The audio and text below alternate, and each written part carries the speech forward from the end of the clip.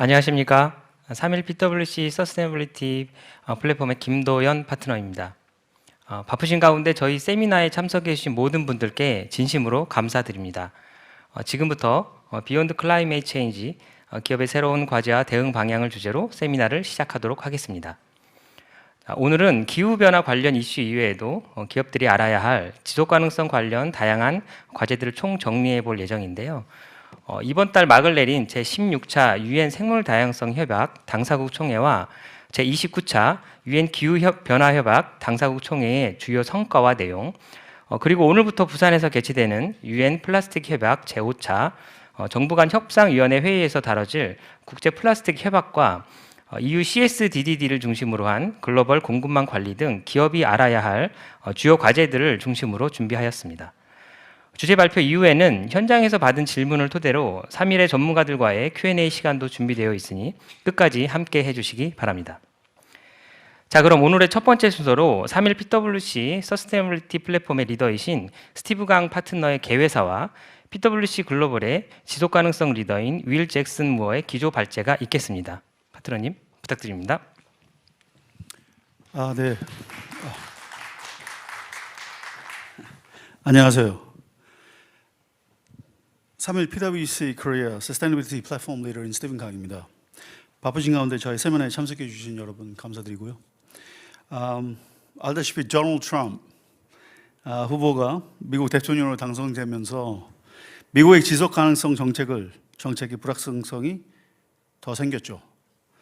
하지만 지속 가능성 관련 사항은 하나의 나라의 정치보다는 우리 모든 기업 경영에 여전히 큰 영향을 미치고 있습니다. 올해는 특히 기업들이 해야 하는 여러 새로운 과제들을 확인하는 한 해였습니다. 특히 EU에서는 CSRD에 따른 보고서 공시 의무가 내년부터 처음 시작되고 다른 많은 나라들도 IFRS 공시를 의무화하고 있습니다. 한국도 곧 따르겠죠?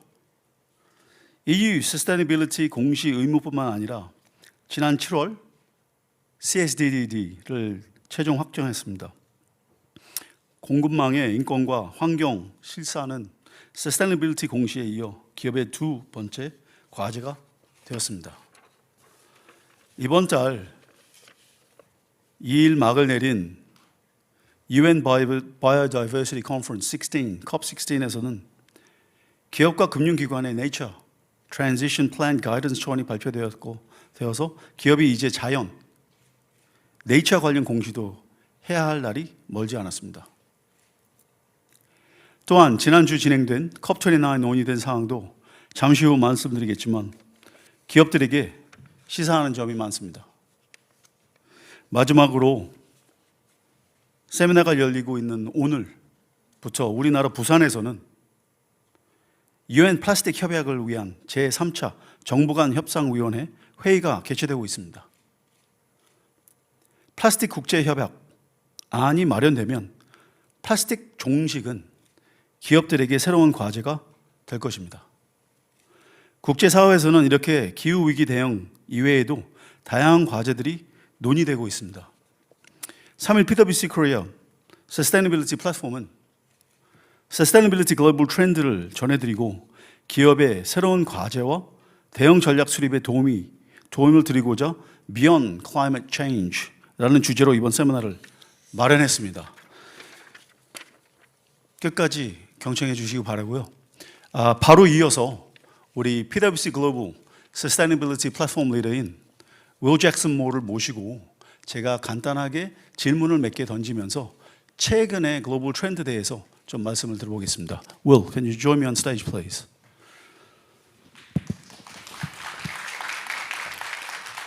Will, can you introduce yourself and say hello to the audience, please?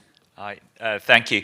I'm Will Jackson Moore. I lead PwC's sustainability business, so all services to our clients. I'm not our Chief Sustainability Officer, but we do work closely together. And to give you a little bit of an idea of size, that's around 10,000 people in our team around the world who work day in, day out on sustainability. Thanks, Will. I think the first question that we've come up with is in regards to COP29. It's just finished. Can you share some thoughts around that, please? Yes. COP29 did ultimately have some successes. I think going in, people were concerned about attendance. It was actually the second biggest COP ever, a very strong presence from sustainability, although a lot less business CEOs.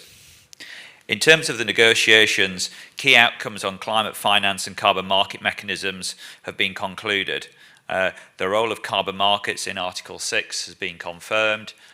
Clearly, the challenge now is in the adoption of that and the implementation. So still a lot of work to do, but that's very good news.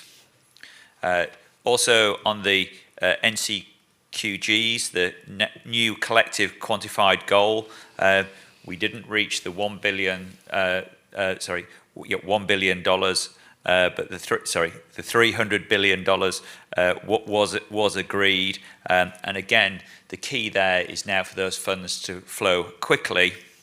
It may be not as much as was hoped for, and didn't include the some of the territories such as China and the Gulf, but it's a strong signal that we are making progress. And then finally, COP29 also been an important stepping stone in the advance submissions of revised nationally determined contributions. 3 territories in particular disclosed. The UAE submitted their new NDC, which targets a 47% reduction in GHG emissions by 2035. Brazil, the next climate COP hosts, revealed an aim to cut emissions between 59% and 67% from 2005 levels by 2035. And then finally, my own Prime Minister told the summit that the UK planned to cut emissions by 81% compared to 1990 levels by 2035, which is clearly great progress. 우리 윌이 말씀해 주신 내용은 여기 다 있는데 전체적으로 느낌은 직접 윌도 다녀오셨는데 거기 생각보다 사람들이 많이 참여하고 좀 맨 처음에 걱정했다고 그러셨죠.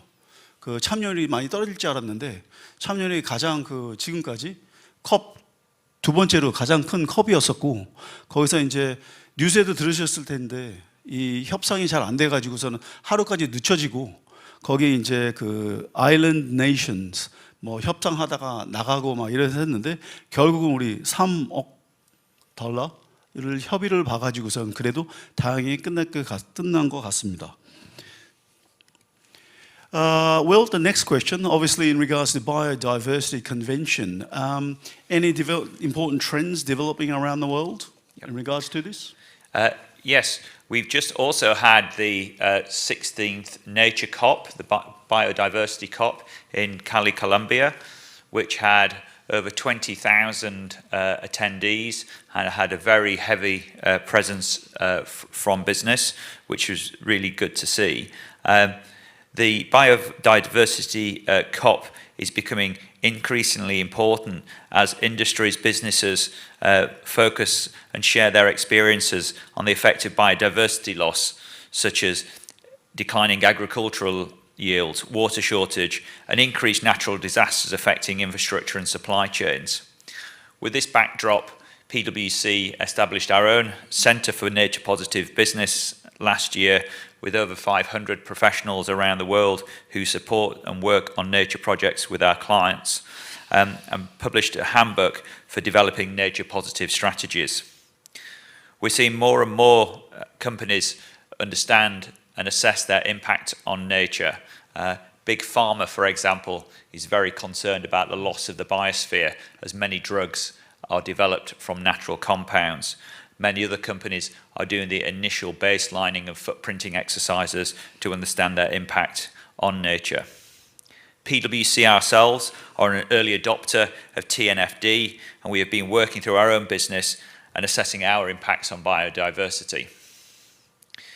In terms of the trends at the actual event itself, the key thing was the submission of national biodiversity targets. 119 countries, so 61%, submitted national biodiversity targets, and 44 countries submitted national biodiversity strategy and action plans.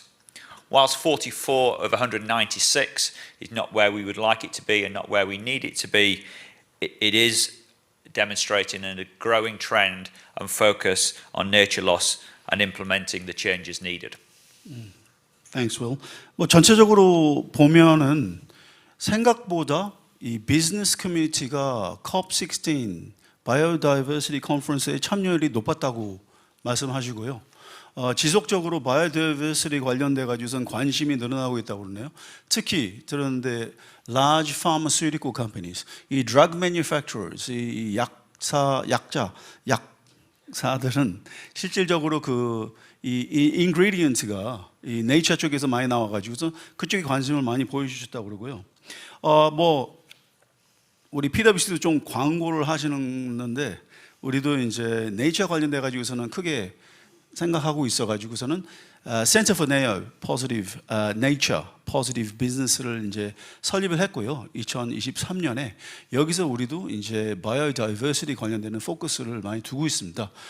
우리 PwC 내에서도 전체적인 TNFD도 하고 있고요. 그래서 이제 전체적으로 밑에 아래 내용도 보실 텐데 다 많은 기업이 MBA, SIP도 이제 뭐 많지는 않지요. 좀 미달하지만 그래도 어쨌든 전체적으로 흐름은 포지티브하다고 이렇게 말씀을 하십니다.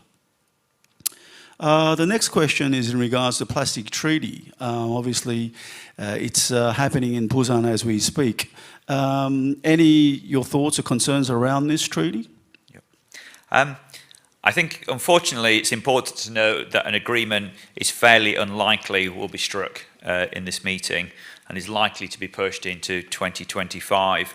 This is really down to two big issues. The first one, countries have not yet agreed how to agree. Is it on an entire text or will it be on individual elements that are voted upon? Currently, the treaty has over 3,000 brackets in it, as contentious parts of the treaty still need a huge amount of work. There's a big divide between countries in favour of curbing plastic production and those fervently against who really want to increase plastic production. Discord around which chemicals should be banned is also a very key point. And then secondly, the other fundamental block is how countries will finance the obligations. So there's still a lot of work to do, particularly from a US perspective as well. The overall elements of the plastic treaty include possible measures to reduce plastic production, improving waste management, eliminate or minimizing the most polluting and avoidable plastic products and most dangerous chemicals, designing plastics for reuse, financing cleanups, and a global transition away from plastic. So a very, very big agenda. So it's not yet clear when this agreement will be established. 결론적으로는 뭐 갈 길이 아직도 먼다고 그러시는 것 같은데 뭐 이 허들, 이 문제점을 다 말씀드리는 것보다는 여기 다 있는데요. 이 플라스틱 협약 관련돼서는 이제 뭐 내일 모레쯤 되면 어느 만큼 많이 나오겠죠. 근데 이제 우리 will 생각도 그러시고 우리 전체적으로 생각을 하면 큰 기대는 하지는 않습니다. 이번에는 이 과제가 너무 많아가지고 또 협의를 해서 이런 트리티 안이라도 나오려면 아직까지는 좀 시간이 좀 있지 않을까, 있어야 되지 않을까 이렇게 생각을 하고요. 하지만 다 아시다시피 이 플라스틱 관련돼서는 너무나 오염이 심해가지고 곧 이어서 왠지 무슨 솔루션이 나오지 않아야 되지 않을까 생각하고 있습니다. One more question, Will? One more question? 이건 재밌죠. The impact of the US election on sustainability development. Will, what do you think about that, Mr. Trump? An easy question.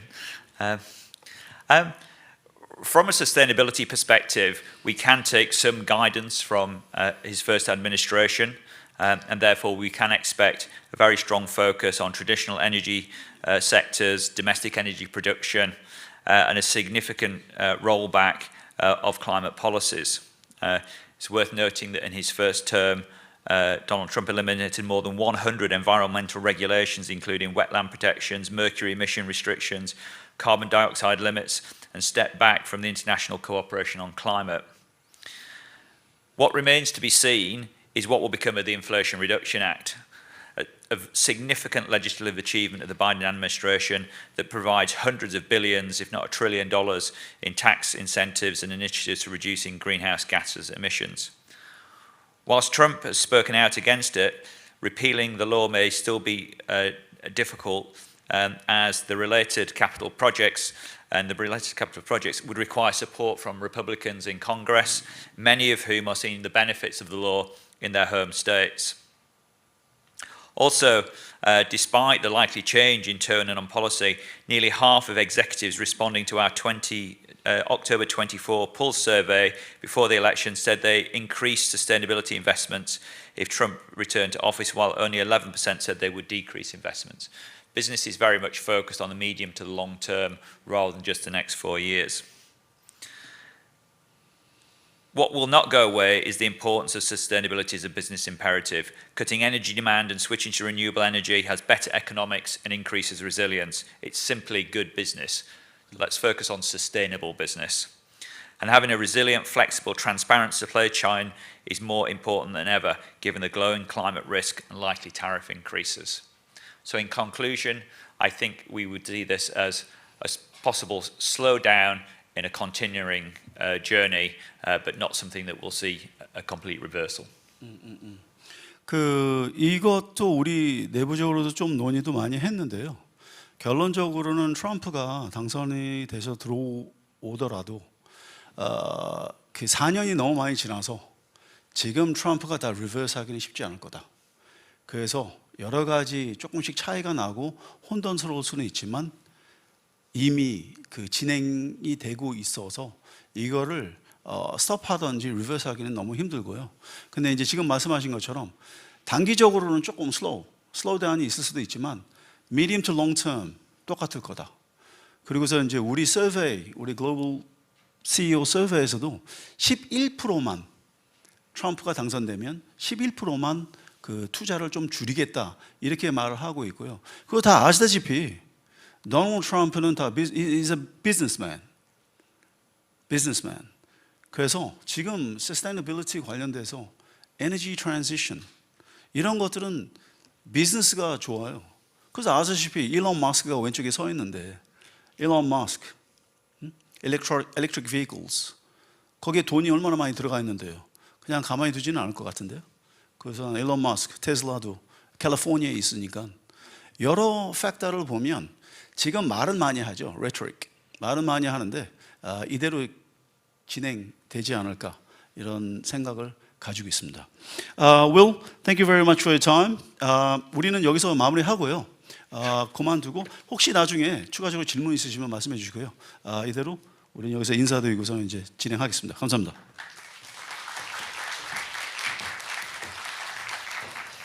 네, 두 분의 좋은 말씀 감사드리고, 지속 가능성 주제에 관련한 그 국제 트렌드와 그와 관련한 두 분의 견해 많은 도움이 되실 것으로 기대하고 있습니다. 자, 그럼 지금부터 본격적인 주제 발표를 들어보도록 하겠습니다.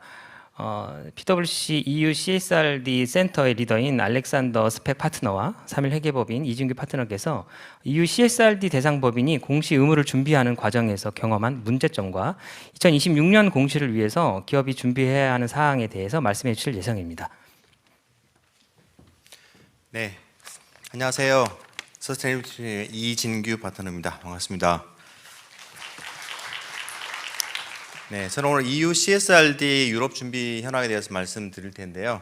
우선 이제 본격적인 말씀을 나누기 전에 이 그림 한번 보겠습니다. 기억나실지 모르겠지만 지난 4월에 CSRD 준비 A부터 Z까지라는 이제 주제로 한번 발표를 한 적이 있습니다. 당시에 CSRD 개요, 법률 요구사항, 그리고 CSRD와 ESR의 관계, 주요 공시 요구사항 등 한 1시간 40분 정도의 굉장히 긴 분량을 가지고 커버를 했었고요.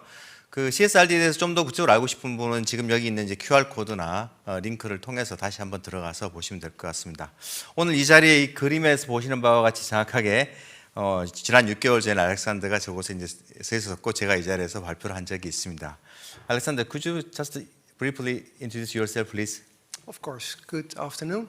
My name is Alexander Speck. I'm a partner with PwC in the Netherlands, and I lead our EMEA Center of Excellence for CSRD. And it's nice to be here again. Yes.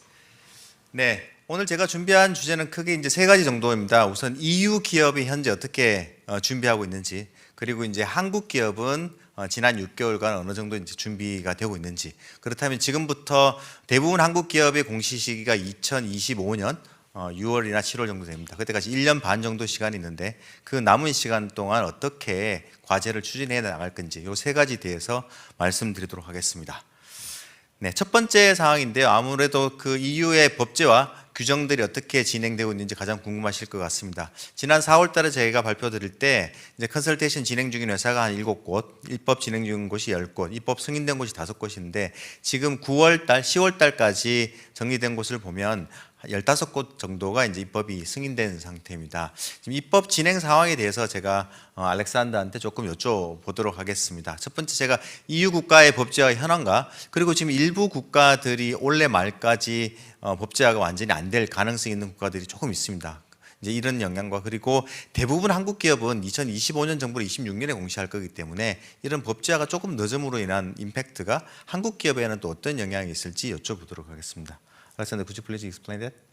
Yes, so as you can see, this current situation obviously creates uncertainty, especially for so-called Wave 1 companies, companies that are listed on a regulated European stock exchange, who need to report on 2024. We believe that if a company is based in a territory that has not yet transposed CSRD in local law, that there is no legal obligation for that company to publish that report. An example where we know a transposition will not take place this year is Germany, which is a consequence of the fact that the German government has fallen and has therefore communicated that transposition will only take place when there is a new government. Based on our interactions with large German public companies, we think that most of those companies will voluntarily publish a CSRD report early next year, probably outside of the management board report, but they will publish it. The impact for companies that are in wave 2, so that are required to publish on 25 in 26, we do not expect that this delay will have much of an impact because transposition is expected to take place in 2025, so before that obligation becomes applicable. One final comment is that the EU has this month communicated an initiative to integrate CSRD, CSDDD, and EU taxonomy to better streamline and integrate these different regulatory requirements. CSRD가 아직 모든 EU 국가의 법제화가 되지 않아서 법적 의무가 없는 상황이어서 지금 웨이브 1 EU 상장사들의 CSRD 보고 의무에 대한 불확실성이 조성되고 있습니다. 그래서 이제 예를 들면 독일이 2024년 12월 말까지 법제화가 되지 않을 가능성이 꽤 높고요. 이게 법제화가 되지 않을 경우 EU 상장사들은 계속해서 자발적으로 ESRS 보고서를 공시할 의지를 보이고 있습니다. 2026년도에 공시해야 하는 우리 한국의 유럽 종속 기업들은 이러한 법제화 지연에 영향을 받지 않을 것으로 예상하고 있습니다. EU가 11월 초에 CSRD, EU 텍서노미, CSDDD를 통합하여 보고할 수 있는 방법을 강구하겠다고 발표했습니다. 그래서 EU는 이 내용에 대해 2025년 상반기에 제안을 할 예정입니다. 네, 잠시만 부연설명 드린다면 그 독일의 케이스가 다른 일반적인 EU의 모든 국가에 적용되는 건 아니고요. 그 독일 자체가 지금 정권이 교체되는 시기 안에서 일시적으로 입법 자체가 이 서스테이너블 관련된 법률뿐만 아니라 다른 입법 자체가 다 통과가 안 되고 있기 때문에 이제 지연되는 현상으로 그 정치적 상황이 해결되면 그 내용들은 다 그대로 포함해서 진행될 예정에 있습니다. 네. 네, 두 번째로는 이제 EU 상장 기업들 상장 기업들의 이제 준비 현황에 대해서 살펴볼 텐데요. 우선 PwC에서 2024년 올해 4월에서 5월 사이에 30개국 이상의 기업 경영 임원진 등 대상으로 제조업, 금융 서비스, 의료, 에너지, 유틸리티, 소비자 및 소비업 같이 굉장히 다양한 인더스트리 분들한테 지금 현재 CSRD 준비를 어느 정도 하고 계시냐라고 이제 서베이를 했습니다. 이 서베이 결과는 크게 이제 세 가지로 요약할 수 있는데요. 이제 첫 번째 보시는 바와 같이 이 CSRD가 단순히 레귤레이션으로 리포팅 의무이긴 하지만 실질로는 더 나은 환경 성과를 거둘 수 있는 데 도움이 되고, 그리고 내 외부 이해관계자의 개선, 소통도 강화할 수 있고, 이제 리스크를 완화하는데 이제 주요 역할이 있다라고 하고, 10명 중 3명 같은 경우에는 이 CSRD를 이행하다가 에너지 트랜지션을 통해서 새로운 레비뉴를 창출할 수도 있고 이제 비용 절감에도 효과가 있다라고 이제 바라보는 시각이 있고요. 두 번째는 CSRD 공시 준비 현황에 대해서 응답자 90% 정도 이상이 상당수 이제 자신감을 이제 표현을 하면서 이중 중요성 평가에 대한 부담이 있는데 실제로 열심히 하다 보면 오히려 업무 효율이나 공시 부담을 줄일 수도 있다라고 얘기하고, 그 가운데 이제 정보에 대한 인증 전문가를 조기에 좀 참여 시키겠다라는 의견도 있었습니다. 그와 반면에 이 CSRD를 준비하면서 기업이 가장 어렵게 생각하는 거 빅2라고 하면 데이터의 가용성과 이제 품질 문제, 그리고 이제 가치 사슬 전반에 관한 정보 수집이 가장 어렵다고 이야기를 하고 있습니다. 이 부분에 대해서는 뒤에서 잠깐 디테일하게 살펴보도록 하겠습니다. 그리고 그 EU 앞서 설베이에서 그러면 지금까지 단계적으로 어느 일을 어느 정도 진행을 하고 있냐라고 설문을 했는데, 이 제일 왼쪽에 X축에 있는 내용들의 순서가 어떻게 보면 CSRD를 준비하는 순서인 것 같습니다. 이 그래프를 보시면 이 주황색 쪽에 있는 부분들은 거의 다 완료가 됐다라는 거고, 연한 회색 쪽에 있는 부분도 상당 수준 진행이 됐다라는 것입니다. 그래서 공시 옵션 면제 가능성을 확인하고 이중 중요성을 평가하고 EU 텍소노미 분석한다, 이런 정도의 업무는 거의 한 70-80% 정도가 이미 지난 4월 정도에 완성이 되었거나 상당 수준 이제 진행된다고 답을 하고 있고요. 그 밑에 보면 공시 격차의 갭 분석이라든지 독립된 인정기관의 참여, 내부 팔러시를 만들고 통제를 만들고, 그리고 데이터 과용성과 완전성을 만들고 공시에 대한 초안을 준비하는 이런 순서로 이제 일이 진행이 되고 있는 것을 우리가 짐작할 수 있습니다. 이 가운데 저희가 조금 눈여겨 볼 수 있는 부분들은 한국과 조금 프랙티스가 다른 부분들을 제가 하이라이트 해왔는데요.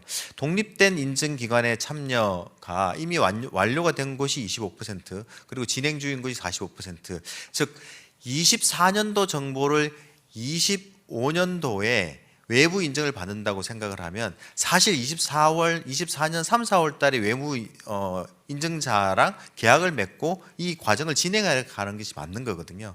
그랬을 때 약 49% 정도는 이 CSRD 보고서차가 애뉴얼 리포트 사업 보고서 안에 포함되어 있기 때문에 사업 보고서 안에 들어가는 재무 정보를 감사하는 감사인이 외부 지속 가능성 보고서에 감사하는 비용이 한 50%, 기존 재무 감사 보고가 조금 다른 분들이 한 14% 정도로 기본적으로 이제 재무 정보를 확인하는 기관으로부터 인정을 받는 비율이 이제 굉장히 높음을 알 수 있습니다.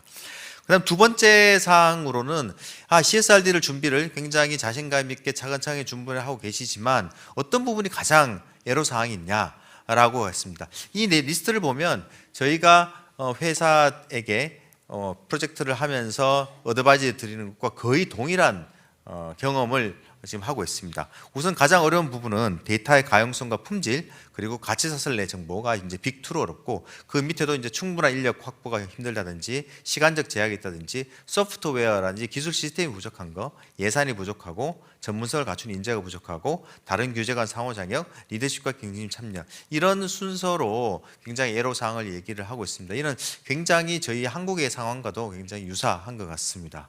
Alexander, can you share what is the primary challenge on implementation for CSR in EU? Yes, let me comment on two things around data. Data in general, and then data related to value chain relationships. So with regards to data, CSRD requires a lot of new data to be reported. Data and information about waste, for example, that often case currently is not collected by companies. Also, this data needs to be coming from sources and departments that are usually not involved in reporting. So it needs to be provided by teams who don't necessarily have a good understanding of CSRD, don't necessarily understand the context, and don't have reporting experience. If that data is collected, it's often done in Excel spreadsheets without robust controls. While CSRD allows the use of estimates in case actual data is not available, those estimates still need to be supported and documented in detail to be able to withstand the audit requirements. What we see companies doing is, on the short term, developing so-called non-financial reporting manuals, where for every data point they document their definition, the data lineage, so where the data exactly comes from, the sources, and the processes and calculations that are involved. These are more tactical solutions for the short term. On the longer term, what we see companies do is prepare for automation and embedding these reporting processes in systems, including proper internal controls, so that the information can be provided on short term, monthly, for example, and the information can easily be audited. With regards to value chain information, which obviously is also a CSRD requirement for material topics, both upstream and downstream, we see many companies also challenged by this. Even though there is a grace period for value chain information during the implementation of CSRD. We see companies reaching out to each other to receive data, using established methods to calculate value chain information, most notably the Greenhouse Gas Protocol. And we see many initiatives in sectors where, for example, the electronics sector or the construction sector, where databases are being developed, which include information that can be shared across the value chain by multiple actors in that value chain. We expect on the somewhat longer term, with the initial reports being published early next year, that much more information, also more robust information, will become available, which allows for reliable value chain reporting. ESRS에서 요구하고 있는 공시사항은 기업들에게 새롭고 또 정보 수집 프로세스가 구축되어 있지 않기 때문에 어려움이 많습니다. 정보를 제공해야 하는 부서 담당자들은 대부분 이제 CSRD, ESRS 요구 사항에 대한 이해도가 낮고, 정보가 수집이 된다 하더라도 체계적인 프로세스와 통제를 통해 산출된 정보가 아니고, 또 이제 추정치를 사용하는 것이 허용이 되지만 제3자 검증을 위해 이를 문서화하고 지원해야 하는 것이 가장 어려운 문제입니다. 기업에서는 ESRS가 요구하는 자세한 데이터 정의, 데이터 소스, 프로세스 설명, 템플릿 및 지침이 포함된 비재무 보고 지침서 또는 매뉴얼을 개발하고 있습니다. 그러나 이는 단기적인 솔루션이며 데이터 수집 자동화, 데이터 플랫폼과 데이터 통제 활동을 포함하는 지속 가능한 솔루션이 필요해 보입니다. 가치사슬 관련 정보 관련해서는 CSRD가 공급업체와 고객을 포함한 가치사슬에 관련 이제 중요 정보 보고를 요구하고 있는데 공시 유예 기간이 있다는 것을 인지하셔야 합니다.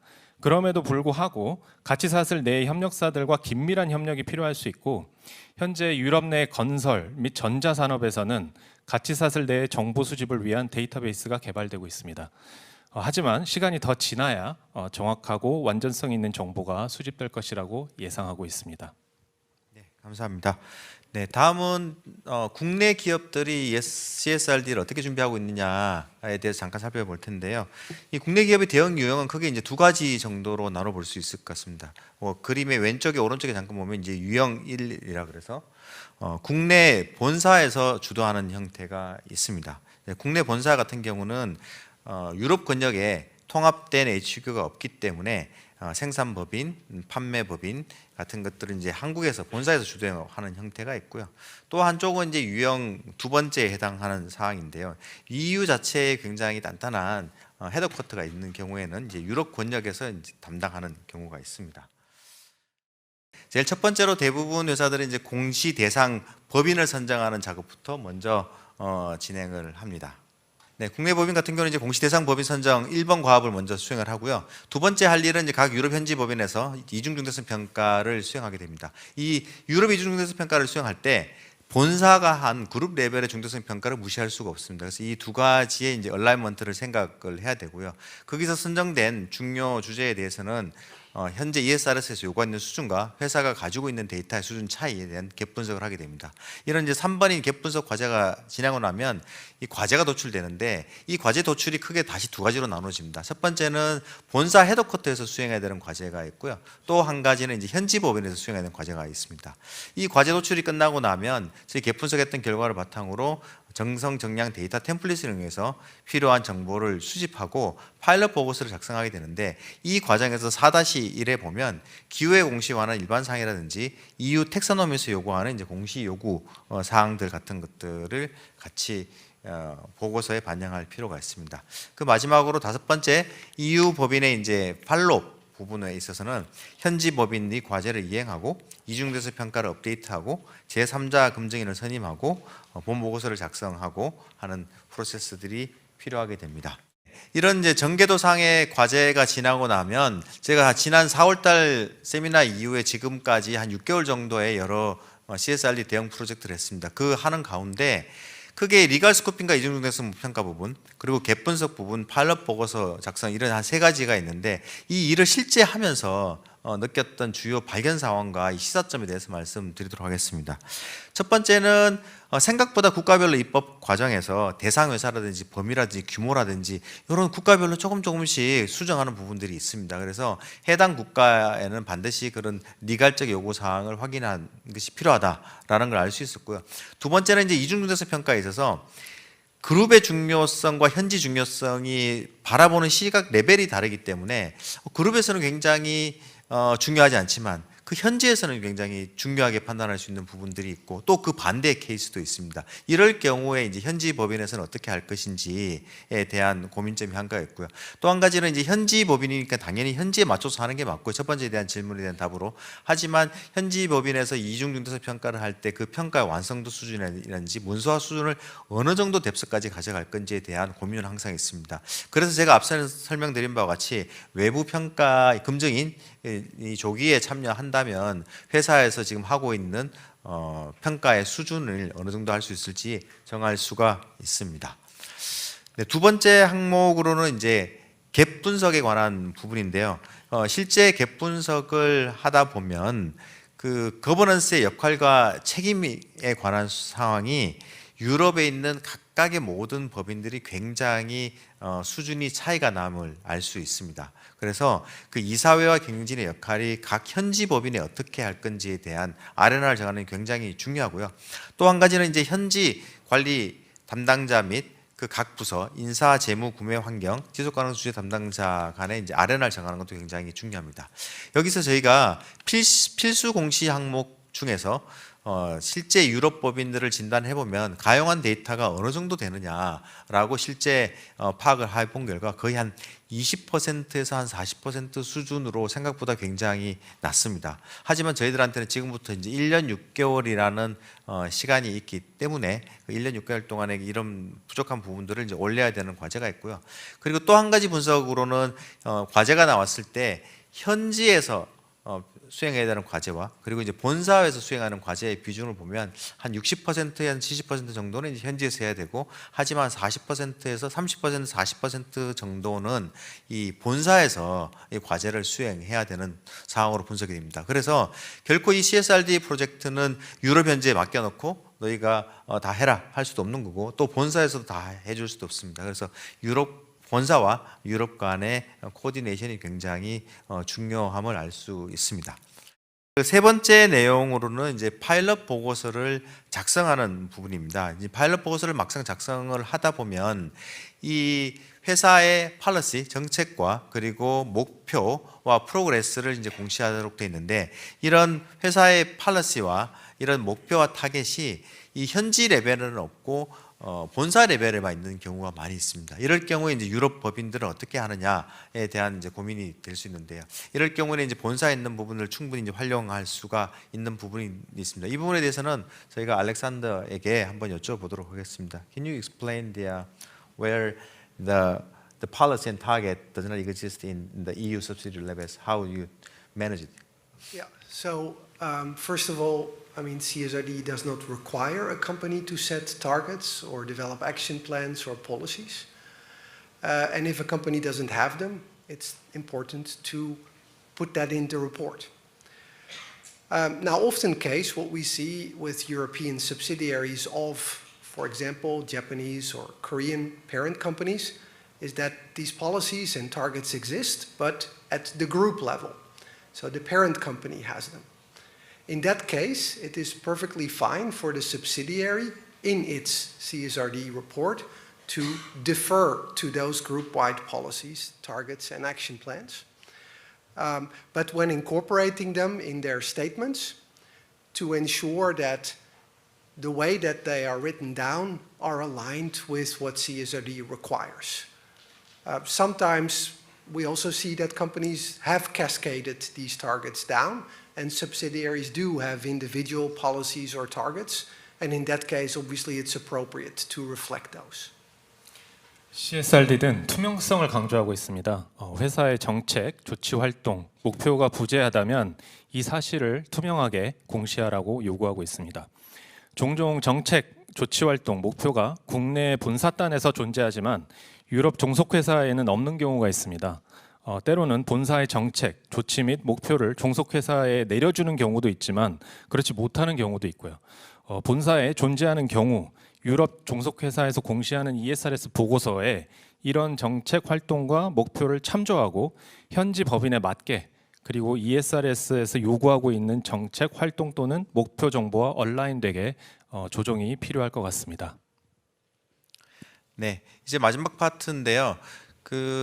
이 CSRD의 공시 대응을 위해서는 우선 이제 본사의 그 헤드쿼터와, 그리고 저는 여기 뭐 PwC 코리아를 썼지만 다른 어드바이저리 그룹 간의 관계, 그리고 이제 EU에 총괄하는 법인이 있다면 또 어드바이저리 그룹의 그 총괄하는 부서, 그리고 EU의 각 법인들이 있다면 또 EU의 각 법인의 어드바이저리 그룹, 이렇게 제 6자 간의 원활한 이제 커뮤니케이션이 이 CSRD 공시 대응을 위해서는 이제 꼭 필요한 부분이 있었고요.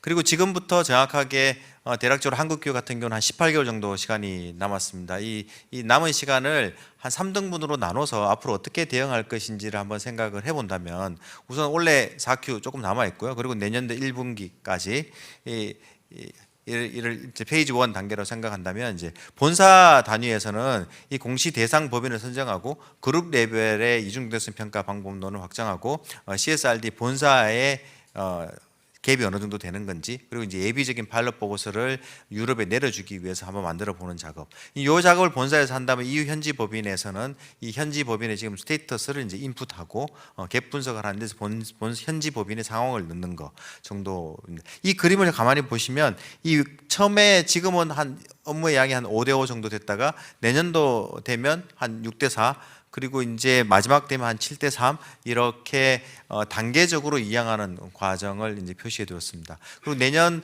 이제 상반기가 되면 이제 본사에서는 본사에서 이행해야 되는 과제를 이행하시고, 그리고 현지 법인에서 과제가 어떻게 이행되는지 모니터링하시고, 유럽 현지 법인이 또 여러 개 있는 기업들이 있습니다. 그래서 일관성이 어떤지를 확인하고, 그때 되면 이제 그 현지 법인에서는 현지 법인에서 수행해야 되는 과제를 이행하고, 이중대성 평가를 그 현지 법인 단위 레벨에서 하고 공시 데이터를 집계하는 이제 프로세스를 만들고, 외부 검증 선임을 굉장히 2025년 기중에는 필요할 것으로 생각이 되고요. 그리고 이제 실제 2026년 공시하는 시점이 된다면 본사에서는 이제 현지 법인이 공시하는 컨텐츠를 한번 본사 레벨에서 최종적으로 검토하고 컴플라이언스에 빠지는 부족함이 없는지를 확인하는 작업, 그리고 이제 현지에서는 공시 대응하던 데이터 유효성을 검증한다든지 이제 본 보고서를 작성하고 외부 검증인한테 이제 검증을 받는 프로세스가 필요하고, 그리고 EU CSRD에는 상당한 그 유예 조항들, 페이지인 조항들이 있습니다. 그래서 25년 정보를 26년에 기본적으로 의무적으로 해야 되는 것도 있지만 때로는 이제 1년 또는 길게는 3년 정도 유예하는 항목들이 있습니다. 그래서 유예하는 항목 같은 경우는 26년에 공시를 하지 않더라도 그 26년, 27년에 공시할 수 있도록 준비하는 과정이 필요합니다. 네, 이상으로 CSRD 준비 대응의 유럽 현황과 한국에서 준비하고 있는 상황을 말씀드렸는데, 중간에 테크니컬 이슈로 인해서 조금 진행이 매끄럽지 못한 점 다시 양해 말씀을 드립니다. 네, 감사합니다.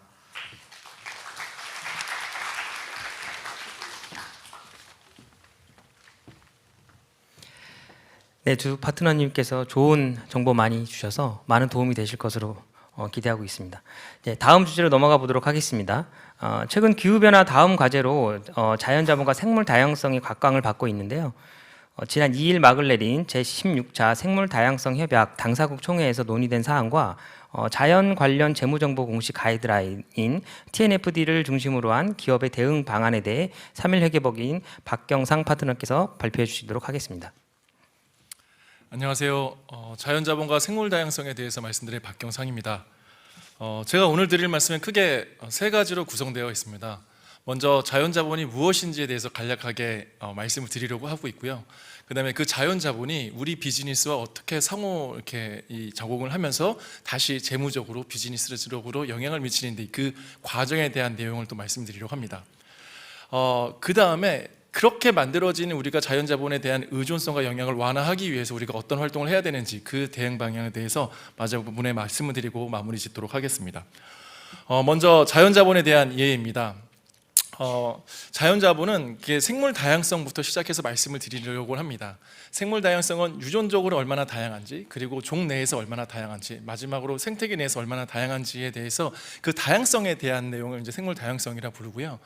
자연은 이 생물 다양성을 포함해서 우리가 서로 상호작용하면서 사용하고 있는 토양, 공기, 물, 광물 자원지, 정말 우리 주변에서 바라볼 수 있는 그런 자연을 우리가 생각하는 자연 자본이라고 보시면 될 것 같습니다. 이런 내용을 도구적인 관점에서 해석을 하다 보면 우리는 삶을 영위하면서 물을 사용하게 되고 대기와 함께 이제 지내고 있고요. 또 기업은 물을 이용하고 광물 자원을 이용해서 비즈니스 운영하고 있습니다. 그런 것들은 우리가 생태계 서비스를 이용한다고 말하고 있는데요. 자연자본은 이렇게 자연이 인간에게 또는 기업에게 주는 다양한 혜택에 주목해서 그 자연에 대한 가치를 부여한 것, 이것을 이제 자연자본이다라고 봐주시면 좋을 것 같습니다. 이러한 자연자본은 사실 지금까지는 너무 쉽게 아무렇지 않게 우리가 사용하고 그냥 무시하면서 지내왔던 게 현실입니다.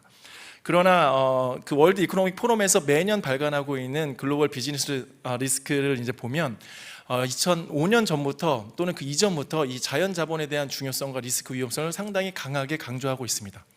이미 2020년부터 자연자본은 자연재해와 함께 다양한 되게 중요한 리스크로서 관리가 필요하다라는 메시지가 지속적으로 나오고 있었고요. 2021년 팬데믹 상황에서도 그 팬데믹 그 자체보다 자연자본 그리고 생물다양성 손실이 더 위험한 리스크 요인으로서 이 월드 이코노믹 포럼에서는 말을 하고 있었습니다. 그 시간이 지나고 3년 지난 지금에서는 말할 것도 없이 더 중요한 리스크로서 우리가 관리해야 될 포인트다라고 봐주시면 좋을 것 같습니다. 이러한 자연자본은 실제 우리에게 얼마나 가치적으로 영향을 주는지를 이제 살펴보겠습니다. 지난 50년간 그 자연자본에 대해서 생물다양성은 69%가 손실이 되었습니다. 이 의미가 뭐냐면 우리 주변에 100가지의 자연종이 있었다면 이제 69가지 자연종은 더 이상 존재하지 않고 우리 주변에는 31가지 종만 남았다는 의미이고요.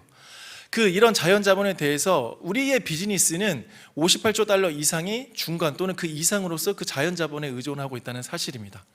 만약에 이런 자연자본에 우리가 본격적으로 대응하지 못한다면 2030년까지 매년 2조 7천억 달러가 해달하는 손실이 예상될 정도로 이 세계은행 그룹은 이 자연자본의 중요성에 대해서 강조하고 있고요. 다만 그럼에도 좋은 소식은 저희가 이 자연 기반으로 어떤 활용성을 높이고 또 솔루션을 제시한다 그러면 우리가 이 위험한 상황에서도 37% 이상 회복성을 높일 수 있게 이 세계은행그룹은 이제 예견을 하고 있습니다. 이런 자연 자본이 결국 우리 비즈니스와 어떻게 연결되고 있는지 그 상호작용에 대해서 조금 더 자세히 이제 말씀을 드리려고 합니다. 이 자연 자본에 대해서 저희 이제 PwC는 이제 매니징 라이처 리스크에 대한 보고서를 통해서 정말 구체적으로 얼마나 큰 자연 자본이 우리 비즈니스에 영향을 미치고 있는지에 대한 보고서를 작성을 했습니다. 이 자연 자본에 대한 의존도는 사업 활동으로 생성되는 경제적 가치가 이 생물 다양성 감소에 얼마나 위험에 노출되어 있는지에 대해서 분석한 결과다라고 봐주시면 좋을 것 같고요. 왼쪽에서 보이시는 표처럼 이 자연 자본, 생물 다양성에 대한 이 기업의 의존성은 모든 비즈니스가 어느 정도 영향을 주고받고 있다라고 봐주시면 좋을 것 같습니다. 그 중에서도 농업, 임업, 어업, 식료품과 같이 1차 산업에 대한 그 의존도는 너무 크고요. 거기에 건설까지 포함한다 그러면 이 5개 산업에서 자연 자본에 대한 의존도는 세계 GDP의 12%를 차지할 정도로 정말 큰 영향을 서로 주고받고 있다라고 봐주시면 좋을 것 같고요. 그 외에도 나머지 산업이라고 해서 자연 자본에 의존하지 않는다, 그런 건 아닙니다. 저희가 직접 운영상은 아니더라도 업스트림과 다운스트림 측면에서 이 자연 자본에 대한 의존성을 판단을 해보면 결국 우리가 영위하고 있는 모든 산업들이 어느 정도 자연 자본에 대해서 영향을 미치고 있기 때문에 더더욱 그 자연 자본을 관리해야 될 필요성이 높다라고 봐주시면 좋을 것 같습니다. 이걸 다시 아시아 지역에서 좀 집중해 보도록 하겠습니다. 아시아 지역에서 생산하는 총 부가가치가 한 33조 달러 정도 되는데 그 중에서 자연 자본에 의존하고 있는 산업에서 생산하고 있는 부가가치가 있고 그 중에서 이 자연 자본에 의존하는 의존성이 높다라고 또는 중간 이상하고 판단하고 있는 그 비즈니스가 50% 이상이 될 정도로 우리 아시아 지역의 어떤 비즈니스는 자연 자본에 상당 부분 의존하고 있다라고 봐주시면 좋을 것 같고요. 그 중에서도 앞서 말씀드린 것처럼 이 중요한 5개 산업군 뿐만 아니라 나머지 산업들, 특히 공급망 운송과 관련된 산업들, 그리고 에너지와 관련된 산업들, 그리고 화학과 소재와 관련된 산업들은 이 자연 자본에 대해서 많은 영향을 이제 받고 있고 또 나아가서 일정 부분 영향을 받고 있다라고 판단하고 있는 그 산업들도 상당 부분이 된다라고 봐주시면 좋을 것 같습니다. 이 부분에 대한 경제 가치의 총액은 저희 PwC에서 판단하기에는 전체적으로 봤을 때 한 20% 정도가 된다라고 봐주시면 좋을 것 같습니다. 그럼 이렇게 저희가 영향을 받고 있는 자연 자본이 실제 우리의 자본 시장에 어떻게 영향을 미치는가에 대해서 조사한 결과입니다. 이 각국의 이 증권거래소에 상장되어 있는 기업들이 앞서 말씀드린 그 자연 자본에 얼마나 의존하고 있고 그것에 대해서 이 가치적인 측면에서 저희가 이제 판단을 해봤는데요. 전 세계 그 정권권에서 19곳에 상장된 이제 기업 중에 그 시가총액의 절반 정도가 한 이 자연자본 손실에 의해서 위험도에 노출되어 있다라고 이제 분석이 되었고요. 그 중에서도 가장 심하게 노출되어 있는 것은 이제 대만입니다. 우리나라 증권거래소 같은 경우에는 한 9번째 정도로 그 의존성이 이제 나와 있는데 이거를 의존성이 높다 뿐만 아니라 이 중간 이상으로 확대해서 살펴본다 그러면 우리나라 증권거래소에 상장되어 있는 기업들은 대만에 이어서 두 번째로 자연자본에 대한 의존도가 상당히 높은 어떤 기업을 비즈니스적인 활동을 하고 있다라고 봐주시면 좋을 것 같고요.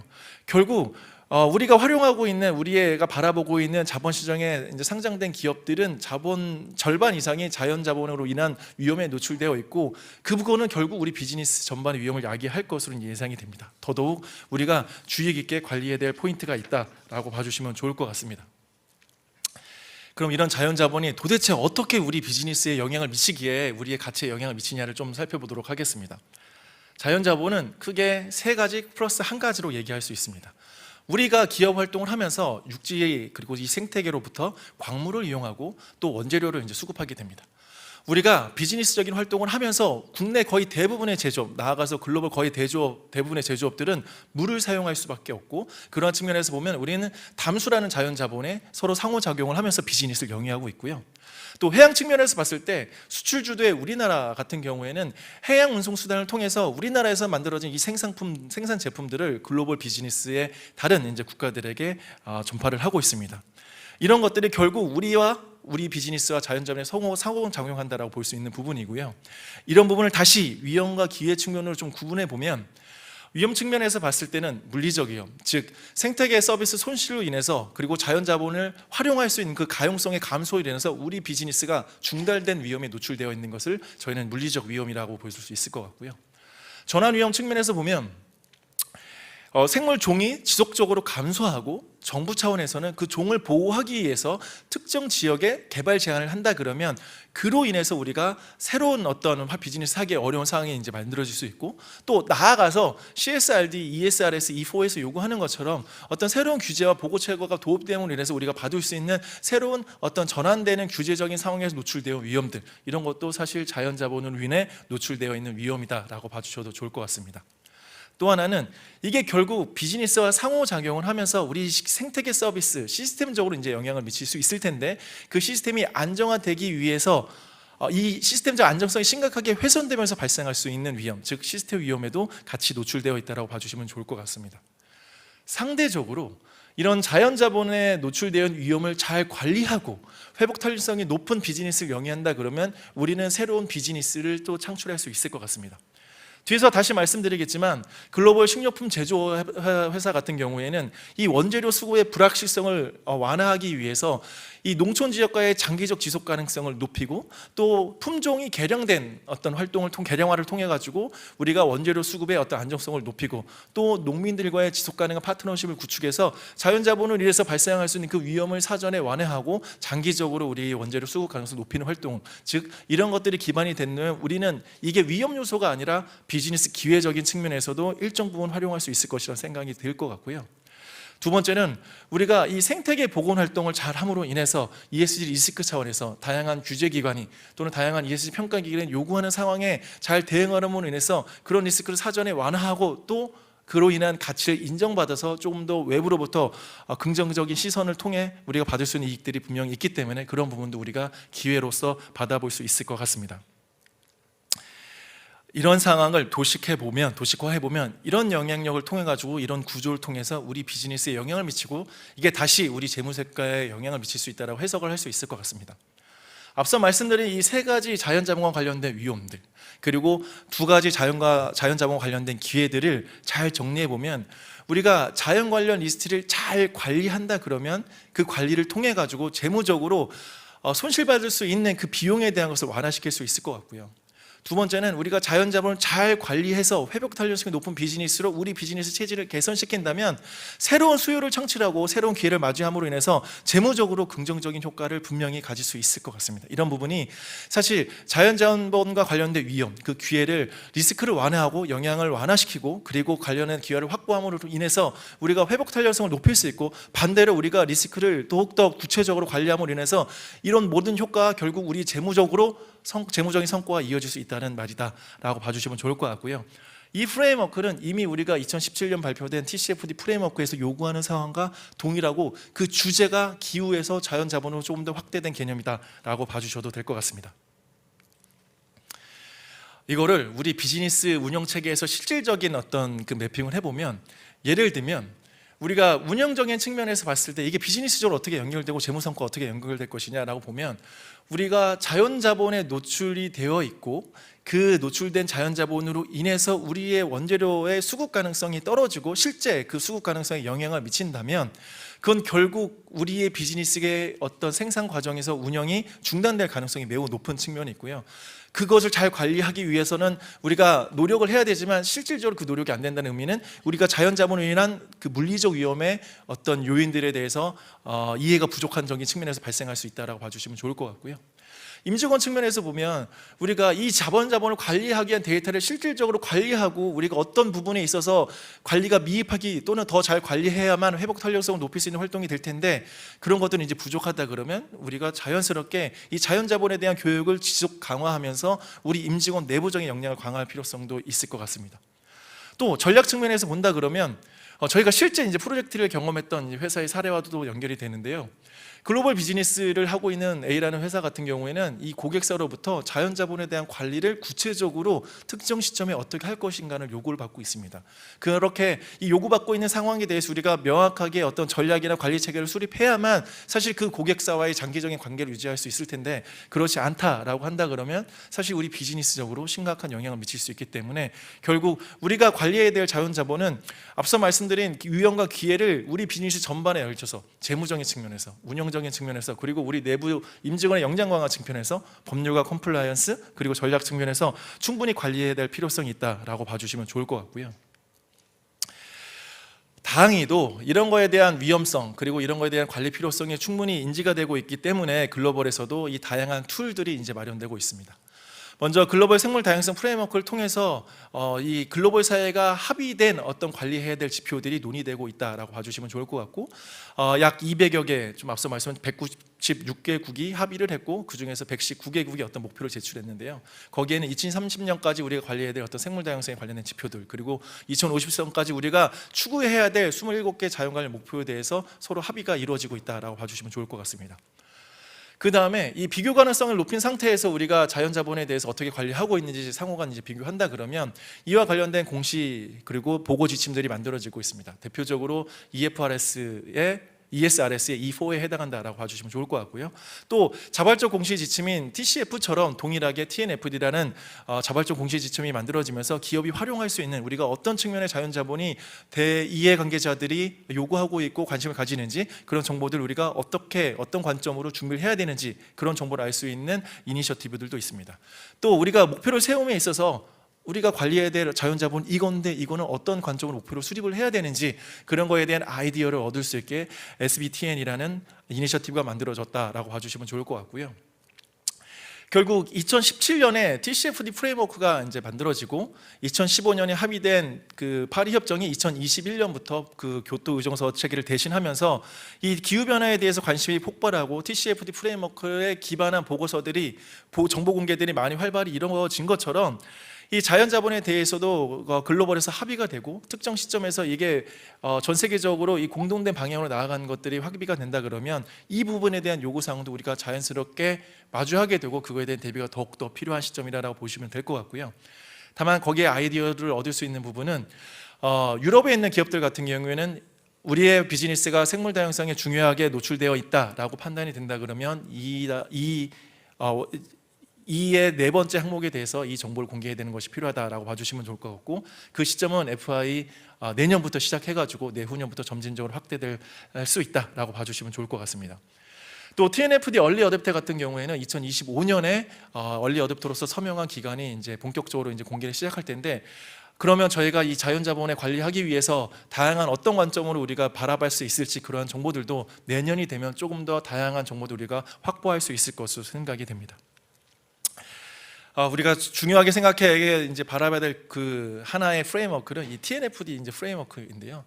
이미 이 TNFD에서 요구하고 있는 프레임워크는 TCFD에서 요구하고 있는 프레임워크 포퓰러 구조와 이제 동일하기 때문에 어느 정도 우리가 좀 익숙하게 바라볼 수 있다라고 봐주시면 좋을 것 같습니다. 다만 그 과정에서 TCFD 프레임워크는 그 의존성에 해당하는 부분이 기후라는 게 명확하게 이제 정의되어 있기 때문에 그 과정이 없지만 이 TNFD는 너무나 광범위한 자연자본에 대해서 우리가 파악을 해야 되기 때문에 의존성이라는 것을 먼저 평가를 하고 그로 인해서 영향 또 그로 인한 위험과 기회를 판단해서 우리 비즈니스에 얼마나 노출되어 있는지를 이제 분석하고 그거에 대한 정보를 이 기준서에 맞춰서 이제 공개하는 것이 필요하다. 이 측면에서 조금 TCFD와는 차이점이 있다라고 봐주시면 좋을 것 같습니다.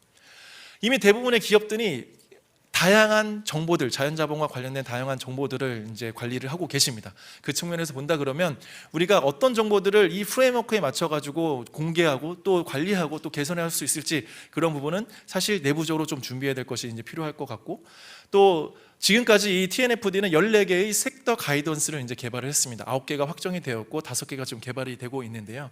우리가 특정 산업군에 영위하고 있는 기업이라면 그 지금 만들어지고 있는 섹터별 가이던스를 활용해서 우리가 관리해야 될 자연자본 지표들을 또 모니터링하고 그거에 대한 동향을 주의 깊게 바라볼 필요성이 있을 것 같습니다.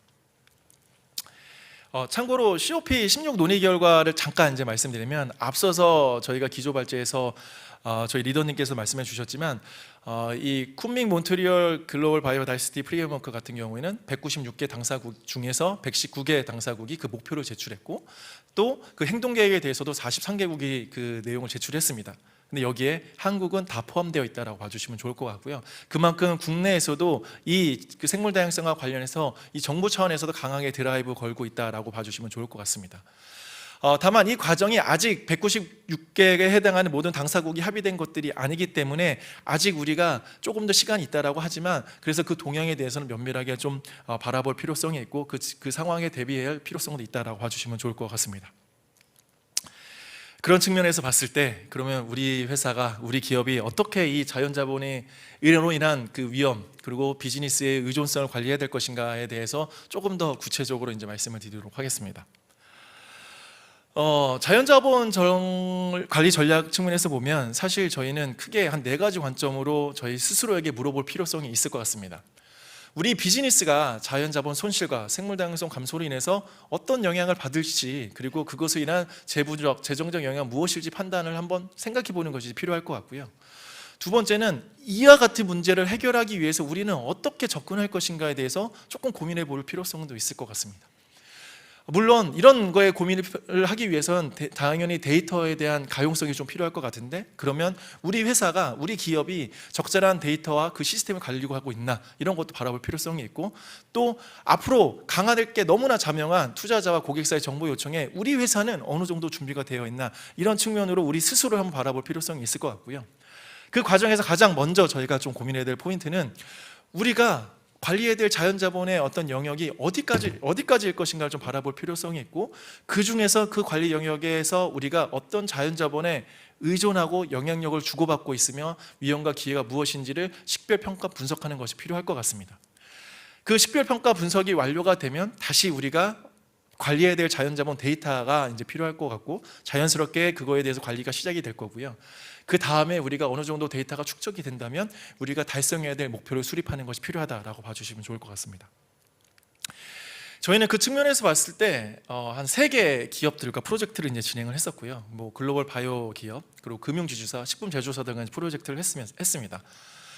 립 평가 방법론을 이제 기반으로 이제 자본 평가를 이제 수행하고 관련된 전략을 수립했고 또 금융 지주사이기 때문에 우리가 포트폴리오 관점에서 우리가 투자하고 있는 회사들이 자연자본과 관련해서 어떤 의존성을 보이고 있고 그로 인해서 어떤 영향을 받을지에 대한 사전도 분석도 시작을 했습니다.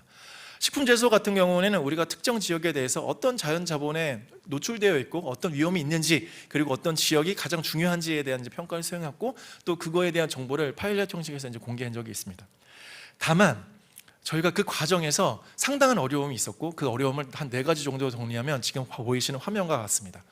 먼저 범위 선정에 해당하는 부분입니다.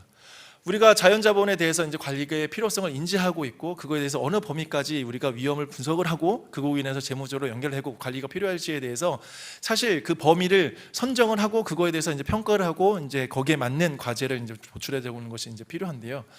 하지만 우리가 이 단계별로 자연자본에 대해서 영향을 받고 있는 것이 너무 상황이 다르기 때문에 사실 조직과 그 현황에 맞춰서 이 범위를 설정하는 것이 필요할 것 같습니다. 두 번째는 우리가 관리해야 될 자연자본은 우리의 온 오퍼레이션뿐만 아니라 우리가 업스트림, 다운스트림에 해당하는 모든 밸류 체인에 걸쳐서 영향을 주고 있기 때문에 가치 사슬에 우리가 관리해야 될 자연자본이 무엇인지에 대해서 판단하는 것이 필요합니다. 제조업 같은 경우에는 우리가 원재료를 수급하는 과정에서 자연자본에 의존하는 경우가 많이 있습니다. 식품 유래 물질이 있을 수 있고 또 식품 유래 물질로부터 화학적 변화를 통해 가지고 우리가 부품을 수급하는 경우도 있을 텐데요. 그렇게 우리가 그 공급망이 사실 자연자본은 위험으로 인해서 중단된다면 자연스럽게 우리 비즈니스에 영향을 미칠 수 있기 때문에 그런 부분에 대해서 명확하게 가치 사슬을 포함할지 말지, 포함한다면 어디까지 포함해야 할지 그런 부분에 대한 검토가 필요하고 또 가치사들과 공동으로 이것을 준비하기 위해서는 가치사슬에 대한 교육 진행도 지속적인 관리가 필요할 것 같습니다.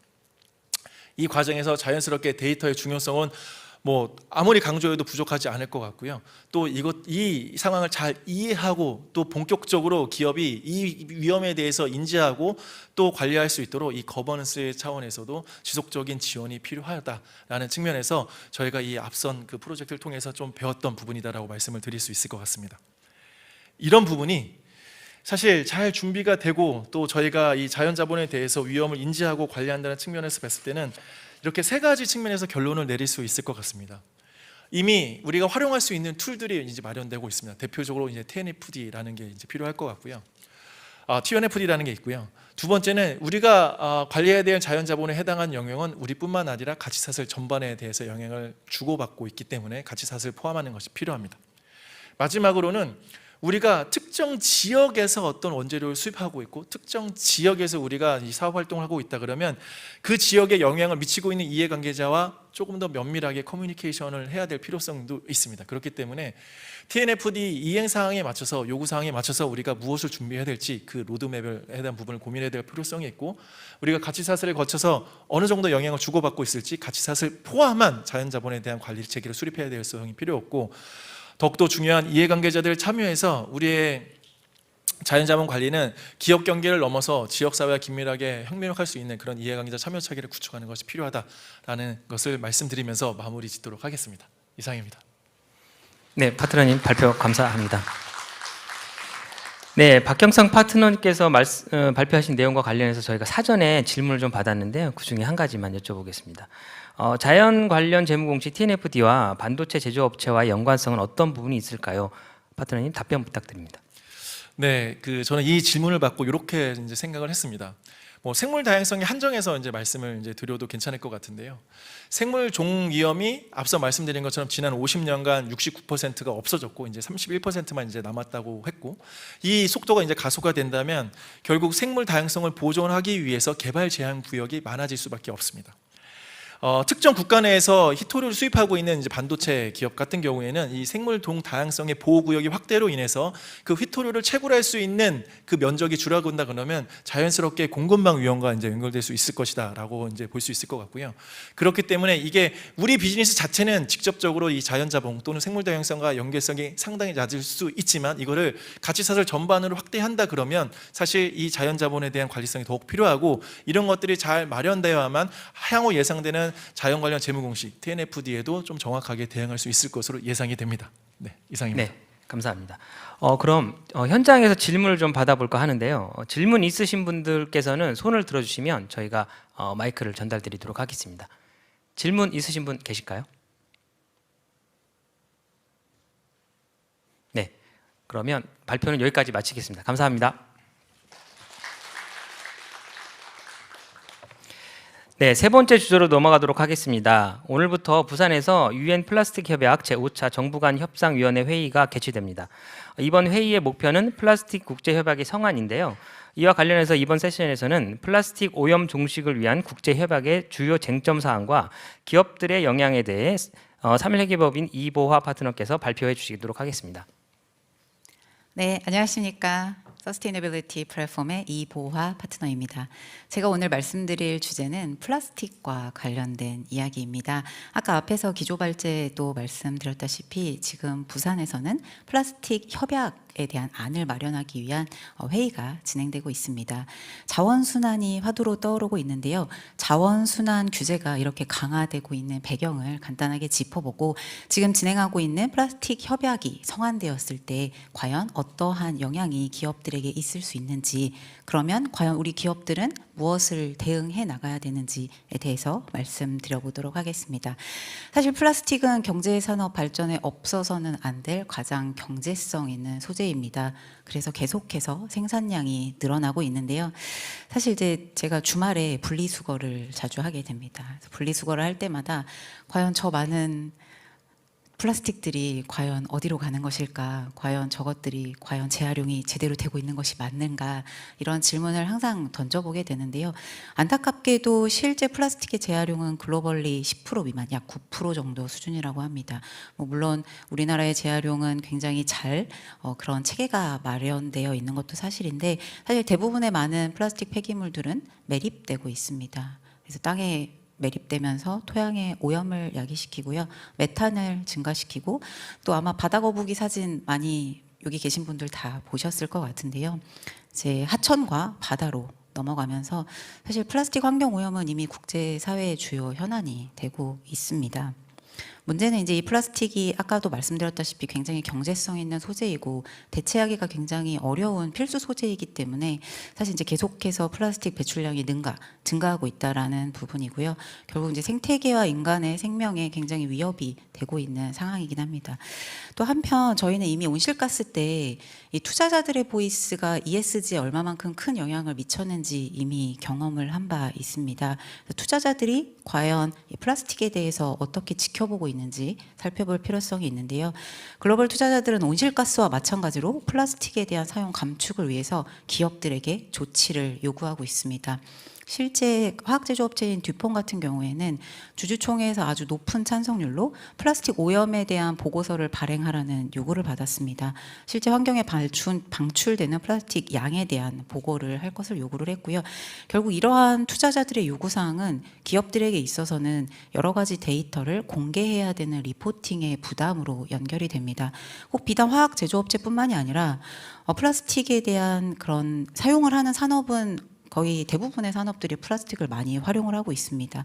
예를 들어서 플라스틱 포장재를 많이 활용하고 있는 유통업체인 아마존 같은 경우에도 물론 부결이 되긴 했지만 주주총회에서 플라스틱의 사용량을 투명하게 공개할 것을 요구받았고요. 플라스틱 포장재의 사용을 감축하라는 그런 요구를 받고 있습니다. 이런 투자자들의 시각이 이제 카본처럼 플라스틱에도 영향을 미치고 있기 때문에 또한 이런 투자자들이 오늘 진행되고 있는 국제 플라스틱의 법적 구속력이 있는 그런 플라스틱의 협약에 대해서 계속해서 촉구하고 지지를 하고 있는 상황입니다.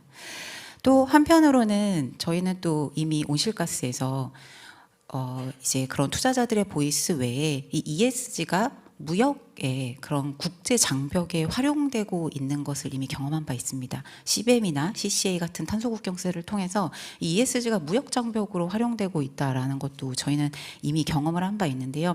그 배경에 한편에 이제 EU의 상황을 저희가 살펴볼 필요성이 있습니다.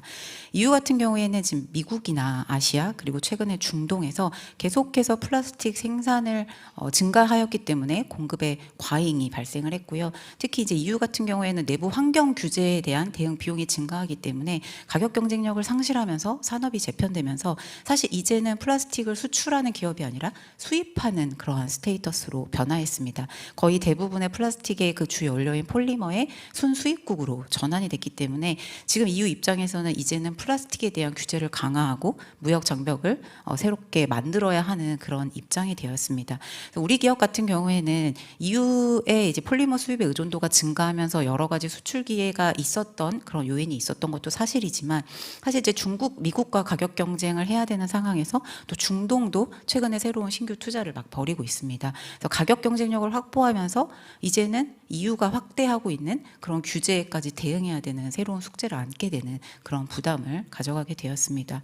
유럽은 EU 그린딜의 그 축의 또 하나로 순환 경제를 새로운 자원순환 경제 정책을 하나의 주요한 성장 전략으로 내세웠습니다.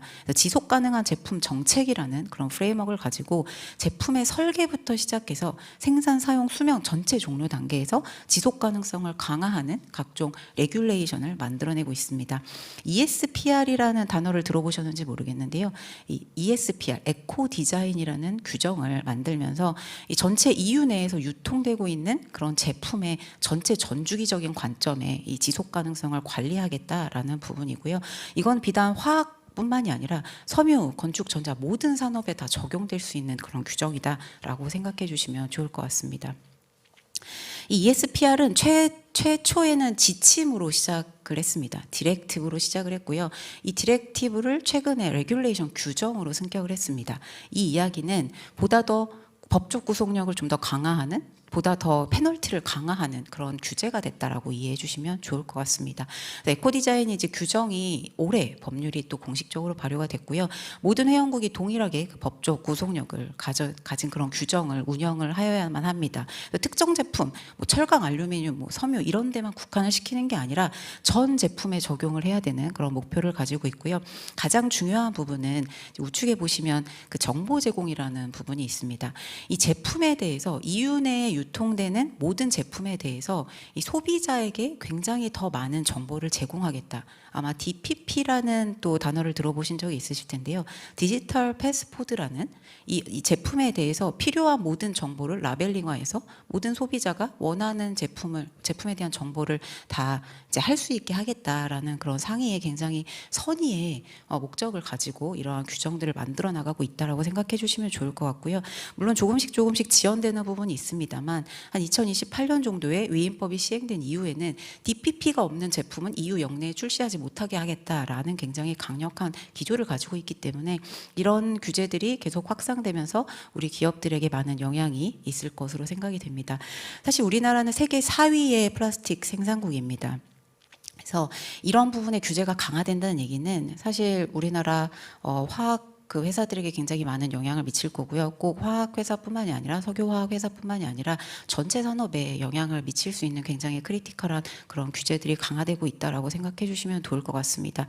또 온실가스 같은 경우에 이 그 플라스틱을 제조할 때 사실 탄소가 굉장히 많이 배출이 됩니다. 그래서 또 특히 이제 우리나라 NDC를 좀 더 상향하고 탄소 감축을 이행하기 위해서는 산업 부분에 있는 그런 탄소를 감축할 수밖에 없기 때문에 여러 가지 측면에서 이 자원순환 그런 규제가 강화될 수밖에 없고요. 실제 국내 자원순환 그 기본 계획이 2018년에 있었던 그 자순법을 대대적으로 최근에 개정을 했습니다. 그래서 순환경제 전환 촉진법을 통해서 물질의 재활용률이라던가 재생원료의 사용률을 높이는 그러한 정책을 계속 환경부에서 만들어 나가고 있기 때문에 이런 자원순환의 규제는 앞으로 계속해서 강화될 수밖에 없다, 이런 말씀을 드리고 싶습니다. 간단하게 좀 말씀을 드렸고요. 지금 이제 진행되고 있는 국제 플라스틱 협약이 아까 앞에서 기조발제에서 말씀드렸던 것처럼 굉장히 쟁점 사항이 많습니다. 어떤 쟁점 사항이 있고 이게 성안이 되었을 때 기업에게 어떤 영향이 있을 수 있는지를 말씀드려보도록 하겠습니다.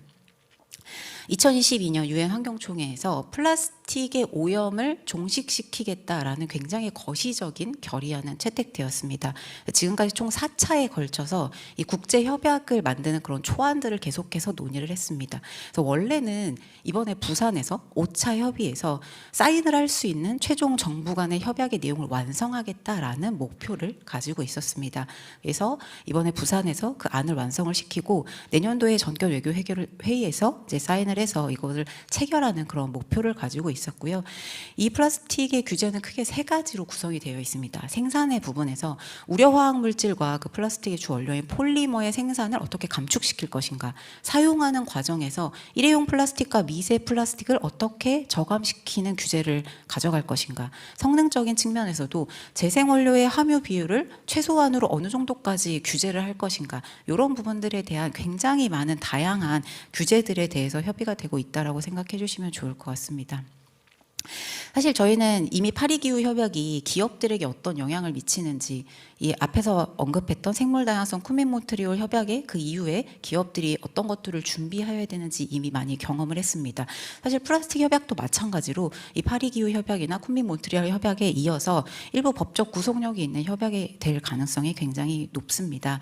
파리기후 협약처럼 국가는 온실가스 감축을 위한 NDC를 제출하고 감축 목표를 설정하고 모니터링하고 갱신해야 되는 것처럼 이 플라스틱 협약도 협약이 되면, 성사가 되면 이 플라스틱의 전 생애주기 관리의 그런 접근 방식을 각 국가가 채택을 하여야만 합니다. 여기서 굉장히 중요한 사항은 저희는 온실가스에서 기업들이 스콥 1, 2 외에 밸류체인 관점에서의 스콥 3를 관리하는 부분이 기업에게 있어서 얼마나 부담스러운지 이미 경험을 한 바 있습니다.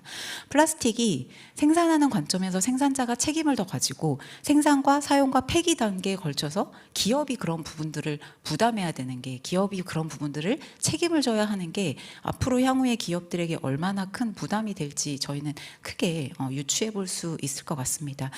굉장히 첨예한 이해관계가 지금 대립되고 있습니다. 아까 앞에서 말씀드렸던 것처럼 유럽은 이제 플라스틱을 수입을 하고 있기 때문에 굉장히 강력하게 2040년까지 목표를 강하게 설정하고 생산 자체에 대한 감축의 의무를 부과하자라고 이야기를 하고 있습니다. 아까 앞에서 말씀드렸던 ESPR, 에코디자인 같은 규정들을 국제적으로 합의를 하고 우려 화학 물질이나 폴리머의 사용 제한도 강력하게 금지시키고 이 모든 ESPR 같은 규정을 모든 국가가 도입을 의무화해야 한다라고 굉장히 강력하게 주장하고 있습니다.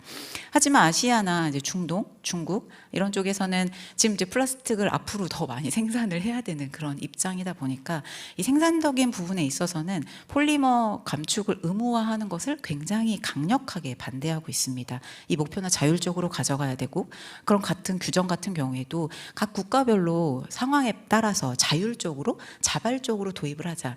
언뜻 보기에도 굉장히 쟁점 사항이 엄청 극명하게 갈리고 있기 때문에 특히 이제 생산에 대한 부분에 있어서는 이 부분이 조율되기가 굉장히 쉽지 않을 것 같습니다. 부산에서 이제 과연 이 안이 과연 어느 정도까지 합의가 이를지 조금 더 지켜봐야 될 것 같은데요. 어쨌든 기업 입장에서는 이 플라스틱의 오염이라는 종식에 대해서는 어느 정도 대타협이 된 부분이기 때문에 이 생산국과 소비국의 입장 차이가 어떻게 되더라도 이러한 규정은 계속해서 강화될 수밖에 없습니다. 특히 유럽에서는 이미 강력하게 이런 규정에 대해서 드라이브를 걸고 있기 때문에 유럽형 비즈니스를 하는 기업들 같은 경우에는 이 부분에 대한 리스크를 기회로 만들기 위해서 준비를 하는 부분이 선제적으로 필요하다라고 말씀드리고 싶고요. 결국 그러기 위해서는 이 규제에 대해서 정확하게 이해하고 규제를 준수하기 위해서 로드맵을 어떻게 가져가야 되는지 이런 부분에 대한 선제적인 준비, 그리고 R&D랑 그 공급망에 대한 관리 부분이 같이 준비가 필요할 것 같습니다. 사실 이미 기존에 이 플라스틱에 대한 논의가 사실 없어왔던 것은 아닙니다. 굉장히 다양한 협약, 앞에서 이야기됐던 생물 다양성 협약에서도 이 플라스틱이 결국 이 생물 다양성에 다 영향을 미치고 있기 때문에 여러 가지 협약, 폐기물의 그런 조약, 바젤 협약에서도 이런 플라스틱을 줄이자라는 이야기가 사실 없어왔던 것은 아닙니다. 하지만 지금 진행이 되고 있는 이 플라스틱 국제 협약 같은 경우에는 플라스틱만을 전면으로 다루는 구속력 있는 그런 국제 협약이라는 점에서 이 플라스틱 전 생애 주기 관점에서 플라스틱만을 전면적으로 다루는 그런 규제에 대한 협약이 성사됐을 경우에는 사실 관련 기업들에게 미치는 영향은 굉장히 크리티컬할 것으로 판단이 됩니다. 국제 플라스틱 협약도 향후 파리 기후 협약이나 생물 다양성 협약과 유사한 그런 경로를 가질 것으로 판단이 됩니다. 부산에서 이 안이 마련되는 부분이 조금 더 미뤄진다 하더라도 2025년까지는 무조건 사인을 하겠다라는 강력한 목표가 있기 때문에 2025년까지 이 협상이 완료가 된다면 서명과 비준을 거쳐서 협약이 발효되는 시기는 2028년 이후가 될 것으로 예상이 됩니다. 잘 아시겠지만 FI 28년 데이터를 29년에 우리나라 기업은 유럽의 서스테너빌리티 리포팅을 해야 되고요. CSDDD도 준비를 해야 되고 IFRS도 언제까지 S2에 머물러 있지는 않을 것 같습니다. S3, S4. 결국 저희가 오늘 세미나의 주제를 이제 비욘드 클라이메이트 체인지로 잡았는데요. 생물 다양성, 공급망, 이런 플라스틱 규제, 여러 가지 다양한 규제를 앞으로 지금 기업들은 3년에서 4년 정도 사이에 우리 기업들이 미치는 그 규정, 레귤레이션들이 어떤 것들인지 잘 판단하고 그런 것들을 대응하기 위한 그런 로드맵을 준비해야 할 시기라고 생각이 됩니다. 그래서 과연 우리 기업들은 지금 무엇을 준비해야 되는지의 관점에서 저는 이제 세 가지가 필요하다라고 판단이 됩니다. 먼저 첫 번째는 아까 앞에서 말씀드렸던 것처럼 이 각종 규제들이 나오는데 이 규제들에 대해서 정확하게 이해하고 우리가 이를 대응하기 위해서 무엇들을 준비해야 되는지 명확히 이해할 필요성이 있습니다. 이 규제를 밑한다고 해서 우리가 근원적인 경쟁력을 가질 수 있는 것은 아니기 때문에 시장 경쟁력을 확보하기 위해서 보다 더 친환경적인 그런 제품 라인업, 사업 포트폴리오의 재편을 보다 더 가속화하는 부분들에 대한 준비가 필요할 것 같고요. 근원적 경쟁력을 확보하기 위한 R&D를 더 투자하는 부분들에 대한 준비가 필요할 것 같습니다. 아까 앞에서 생물 다양성이나 뭐 저희 이제 온실가스에서 항상 뭐 TCFD 프레임워크라던가 목표를 설계할 때 SBTI라는 툴을 활용한다거나 생물 다양성에서 립 기반의 평가를 한다거나 SBTN을 활용해서 여러 가지 각종 도구들로 기업들의 여러 가지 목표를 관리하는 그런 프레임워크들이 개발되어 있습니다. 플라스틱도 마찬가지로 WWF에서 CBA라는 그런 프레임워크를 개발을 했습니다. 기업이 순환경제 그 모델로 전환하기 위해서 기업의 내부의 BM을 점검하고 평가하고 결국 이런 모든 활동들이 아까 앞에서 말씀드렸던 ESPR 같은 규제를 어떻게 대응할 수 있을지 그런 것들을 정리하는 프레임워크라고 이해해 주시면 좋을 것 같은데요. 바스프 같은 경우가 이 WWF의 CBA 파일럿 프로젝트에 참여를 했습니다. 그래서 순환경제에 대해서 회사가 목표를 수립할 때 재활용 가능한 원료에 대한 사용률이라던가 혹은 자원 절약 및 높은 성능을 유지하는 제품을 얼마만큼 개발할 것인가, 목표를 어떻게 수립해야 할 것인가 이런 부분들을 고민하게 되고요. 여러 가지 회사의 그런 제품과 서비스에 대한 부분들이 정말 이렇게 많은 규제들을 밑할 수 있는 정도의 성능을 가지고 있고 그런 정보들을 관리할 수 있는지를 점검하는 그런 프레임워크이다라고 생각해 주시면 좋을 것 같습니다.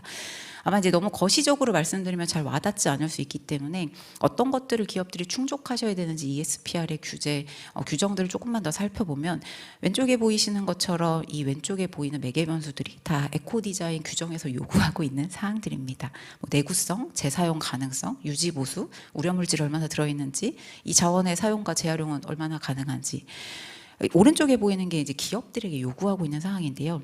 저 많은 요구 사항들에 대해서 테스트를 하고 그 테스트의 결과에 대한 데이터를 만들어 두고 이 부분을 DPP, 디지털 패스포드, 이 관련된 데이터의 제공을 엔드 커스터머한테 제공할 수 있는 QR 코드만 찍으면 이 부분을 제공할 수 있도록 각 기업이 데이터를 준비해야 된다는 관점은 사실 굉장히 기업들에게 있어서 앞으로 이제 부담이 될 수밖에 없고, 이 뒷세션에 이제 공급망의 추적성에 대해서 말씀을 드릴 텐데 그런 부분들이 다 연관되어 있다라고 판단해 주시면 좋을 것 같습니다. 사실 DPP는 이미 저희에게 익숙한 단어인 게 배터리 부분에서 먼저 시행된 규제입니다. 그래서 그 배터리 같은 경우에는 전 생애 주기 정보를 디지털해서 QR 코드로 소비자 이해관계자에게 공유를 해야 되는 그런 부분들이 먼저 시작이 됐고요. 배터리 산업뿐만이 아니라 사실 의류도 폐기물이 굉장히 이슈가 되고 있습니다. 그 다음 섬유로 시작해서 거의 모든 그 산업군에 이 DPP가 적용이 될 예정이다라고 생각해 주시면 좋을 것 같고, 기업 입장에서는 굉장히 이런 규정들에 대응하는 게 굉장히 이제 부담스럽고 이 데이터를 만들어내고 관리하는 게 굉장히 부담스러울 수 있지만, 사실 이 과정에서 또 새로운 비즈니스 모델이 창출되는 그런 기회 요인이 만들어지기도 합니다. 이런 부분들에 대해서 기회를 새롭게 포착하는 그런 부분들도 필요할 것 같습니다. 플라스틱 같은 경우에 이 플라스틱 제품의 생산부터 소비, 폐기, 재활용에 이르는 전 과정을 추적할 수 있는 그런 이니셔티브들이 이제 막 생겨나고 있습니다. 이런 부분들이 활발해지면 결국 플라스틱 제품에 적용할 수 있는 그런 DPP의 국제 표준이 앞으로 지속적으로 개발될 것으로 판단이 됩니다.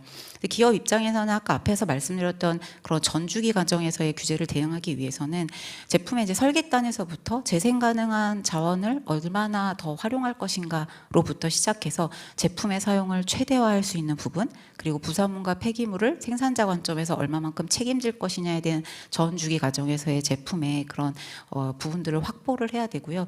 조금 더 구체적으로 말씀드리면, 아마 이제 저희가 온실가스 때 이제 제품, 아마 여기 앉아 계시는 분들도 자사 제품과 서비스의 LCA를 이미 시작하신 회사들이 있으실 것 같습니다. 그 LCA 수명 그 주기를 평가를 통해서 에너지 자원 효율성을 분석하고 그 LCA 결과를 담고 그 제품에 들어가는 유해 물질을 보다 더 관리를 해야 되는 그런 제품의 설계단에서부터 이런 부분에 대한 고민이 필요하고요. 아까 앞에서 말씀드렸던 그 에코 디자인이 요구하고 있는 각종 그 해당되는 그 매개 변수들에 대한 테스트, 영향을 평가하고 그걸 테크니컬 보고서를 만들고 자체적으로 그게 적합한지에 대한 적합성을 자체를 검증을 한 다음에 그 규제 당국의 승인을 통해서 인증을 획득하고 규제 당국에 제출하고, 그 다음에 DPP를 통해서 이 모든 부분을 라벨링하여서 정보를 제공하고 난 뒤에 이제는 제품들이 EU 영내에 출시가 가능한 그러한 시기가 곧 다가올 거다라고 이해해 주시면 좋을 것 같습니다. 제가 지금까지 말씀드렸던 건 이제 컴플라이언스 측면에서 컴플라이언스를 미트하기 위해서 아마 이제 실무자분들이 이런 부분들을 챙겨 나가게 되실 거고요.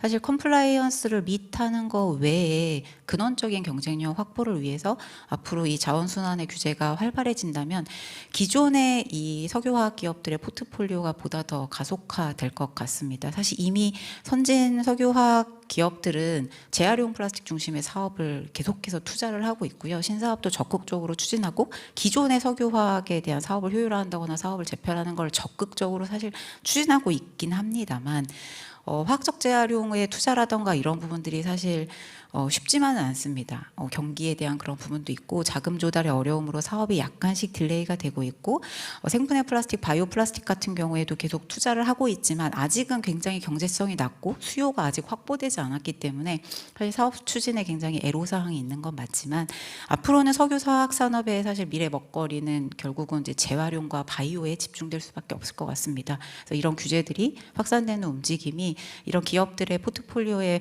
변화에 좀 더 영향을 미칠 것으로 판단이 되고, 최근에 이 자원순환 딜이라는 워딩이 생겨날 정도로 저희 그 사회 PwC 플랫폼 내에 이 자원순환 딜을 전문적으로 하는 파트너가 계실 정도로 이제 막 이런 부분들의 딜이 확산되고 있는 것 같습니다. 아까 말씀드렸던 것처럼 저희 이제 서스테이너빌리티 플랫폼에서 이런 규제에 대한 대응, 그리고 이 성장 전략을 위한 자원순환의 딜, 여러 가지 부분들이 많이 준비되고 있다라는 부분 말씀드리면서 제 발표는 이것으로 마치도록 하겠습니다. 네, 발표 감사드립니다. 혹시 플라스틱 협약과 관련해서 현장에서 혹시 질문하실 분 계시면 손을 들어주시기 바랍니다. 저쪽에 마이크 좀 부탁드릴게요. 네, 발표 감사합니다. 잘 들었습니다. 들어보면서 느꼈던 게 아까 생물 다양성 때도 그렇고 사실 기업의 어떤 본질적인 체질 개선을 위해서 굉장히 앞단에서부터 신경을 써야 된다는 생각이 많이 들었는데 31PwC의 서스테이너빌리티 플랫폼이 어디까지 그 역할을 제공하고 있는지 좀 궁금했고요. 예를 들면 에코 디자인을 적용한다고 했을 때 그 기업에서 만드는 제품들의 예를 들면 미래의 시제품들의 설계단에서부터 이런 부분을 같이 고민을 해봐야 된다라는 어떤 텍소노미적인 측면에서 접근을 한다든지 이런 것들이 궁금했습니다. 네, 말씀 주셨던 것처럼 사실 이제는 오퍼레이션만 신경 쓰는 게 아니라 결국 그 앞단의 이 디자인까지 같이 신경을 써야 된다라고 정확하게 보신 게 맞는 것 같습니다. 아까 앞에서 말씀드렸던 것처럼 저희 31PwC 서스테이너빌리티 플랫폼 안에서는 그 앞단의 리포팅, 규제를 대응하기 위한 그런 텍소노미 측면에서 그런 적합성을 평가하기 위한 그런 서비스를 준비하고 있고요. 근데 아직은 사실 이제 그런 부분이 프로젝트화돼서 프로덕트화돼서 많은 기업들의 수요가 있는 상황은 아닙니다. 이제 막 규제가 시작되고 있기 때문에 그 리포팅 대응하기 위해서 ESPR의 규제를 대응하기 위한 그런 프로덕트를 준비하고 있고요. 또 뒷단에 그런 그 자원순환 딜 측면에서도 그런 전문 파트너분이 계시다라는 말씀을 드리고 싶습니다. 네, 답변 감사드립니다. 혹시 또 추가적으로 뒤에 한 분만 더 받아볼까요? 저도 발표 잘 들었고요. 그 DPP 관련해서 소비자에게 투명하게 플라스틱 관련한 정보를 전달하는 제도인데 사실 많은 소비자들은 이에 대해 잘 모르거나 관심이 없을 수도 있는데 소비자의 선택에 큰 영향이 있을지 궁금합니다. 네, 좋은 질문이신 것 같습니다. 근데 저는 이제 화장품을 예로 한번 들어보고 싶은데요. 그 여자분들은 아마 공감하실 것 같은데 이제 화해라는 그런 서비스를 이렇게 특정 그 서비스를 말씀드려도 되는지 모르겠는데 이 화장품에 들어가는 모든 원료에 대한 정보들을 제공하는 그러한 특정 서비스가 있는 것으로 알고 있습니다. 상당히 많은 그 소비자분들이 그런 거에 굉장히 관심이 많으시고 그 부분에 유해한 성분이 들어있지 않은지 그런 분들을 이제 민감하게 반응하시는 분들도 있고요. 특히 이제 가장 아까 DPP를 먼저 시작한 배터리 같은 경우에도 요즘 이 배터리가 사실 굉장히 안전에 대한 그런 부분들이 있기 때문에 과연 이 배터리의 이 원료들이 과연 어디 산인지 이런 부분들에 대해서 관심이 많아지게 됩니다. 그래서 결국 이 DPP를 추진하면서 이 플라스틱이 정말 얼마만큼 재생 가능한 원료로 만들어졌는지 그 비율이 어느 정도인지 이 제품의 내구성과 사용 그 부분은 어떻게 되는지 얼마만큼 이 부분을 우리가 유지보수를 더해서 얼마만큼 더 쓸 수 있는지 이 부분에 대한 폐기물은 정말 얼마만큼 발생되고 있는지에 대한 정보가 앞으로는 소비자들한테 굉장히 유익한 정보가 될 것으로 판단이 되고요. 그런 부분의 측면에서 이 부분이 이제 기업들이 향후에 준비가 필요한 부분이라고 생각이 듭니다. 네, 답변 감사드립니다. 네, 그럼 이제 마지막 주제 발표로 넘어가 보도록 하겠습니다. 지난 7월 EU의 기업 공급망 실사 지침인 CSDDD가 최종 확정되었습니다. 이에 따라 본 지침의 적용 대상이 되는 기업들은 공급망 내의 환경과 인권 문제를 관리하고 관련 정보 또한 공개를 해야 하는데요. 이와 관련하여 PwC 컨설팅의 윤영창 파트너께서 EU CSDDD 규제에 대응하기 위한 방안에 대해서 상세하게 설명해 드리도록 하겠습니다. 예, 안녕하십니까. 저는 오늘 그 공급망 규제 대응을 위한 트레이서빌리티 체계에 대한 내용으로 좀 설명을 좀 드리도록 하겠습니다. 그 전체 내용에 대한 부분들은 전제 공급망 규제에 대한 트렌드를 한번 살펴보고 그다음 이제 EU 공급망 실사의 대표 규제인 이제 CSDDD 관련된 사항들 살펴보면서 마지막으로 그 여러 어떤 공급망 규제들이 트레이서빌리티라고 하는 어떤 추적성에 대한 관점에서 이제 어떤 관리 필요성이나 이제 관리 모습을 가져가야 되는지 하는 부분들로 설명을 드리겠습니다. 그 첫 번째 공급망 규제 트렌드입니다. 여기 이제 전 세계 지도를 가져다 놨습니다. 그 최근 각 국가 또는 지역 단위로 해서 그 인권이나 사회와 관련된 규제들을 새롭게 이제 만들고 있는 상황들로 좀 보여지는데. 그 ESG 또는 지속 가능성이라고 하는 부분들이 우리 경제에서 이제 화두가 됐던 시점으로 보게 되면 사실 2020년대인 것 같습니다. 여기 나와 있는 여러 가지 어떤 연도들도 살펴본다고 하게 되면 상당한 지역과 국가에서 2020년 이후에 다양한 어떤 규제들을 만들어가고 있는 부분들을 볼 수 있습니다. 특히 이제 유럽을 중심으로 해서 이런 여러 가지 규제들이 이제 만들어지고 있는 부분들을 볼 수 있고, 또 이외에 미국이라든가 일본, 호주 등 여러 국가에서도 이제 만들어지고 있어서 이런 공급망 규제라고 하는 부분들은 이제 점차 우리 사회에서 이제 민감해지고 있는 부분으로 해석이 됩니다. 그 공급망 규제에 대한 큰 히스토리를 살펴본다고 하게 되면, 과거에는 이 공급망 관련된 사항들은 주로 법적 구속력이 없는 지침 가이드라인 성격으로 해서 기업들의 어떤 자발적 참여들을 전제로 해서 만들어졌습니다. 주로 이제 유엔에서 이제 인권 인사회에서 만들어진 그 가이딩 프린시플이라든가 또 OECD에서 만들어지는 이제 가이드라인들을 기반으로 해서 기업들이 이제 자발적으로 이런 사항들을 적극 준수할 것으로 좀 기대를 했었었는데, 생각보다 이제 여러 가지 이슈들이 여전히 발생을 하고 있고 또 다양한 한계에 직면하고 있는 과정에서 법제화, 규제화라고 하는 흐름으로 이제 진행이 되고 있습니다. 이런 법제화의 과정에서 이제 그 흘러가는 흐름들을 본다고 하게 되면, 공급망 상에서의 리스크가 실제 발생하게 된다고 하게 되면 법적 제재, 벌금이라든가 뭐 수입 통관에 대한 금지 등을 받게 되는데, 오히려 더 큰 부분들은 그 우리 거래 관계에서 그 거래처에서 이제 이런 그 리스크가 발견이 된다고 하게 되면 기본적으로 거래를 축소한다거나 거래를 중단하는 방향으로 이제 흘러가다 보니까 사업적인 그 사회적 제재가 훨씬 더 큰 영향을 미치는 것으로 좀 보여집니다.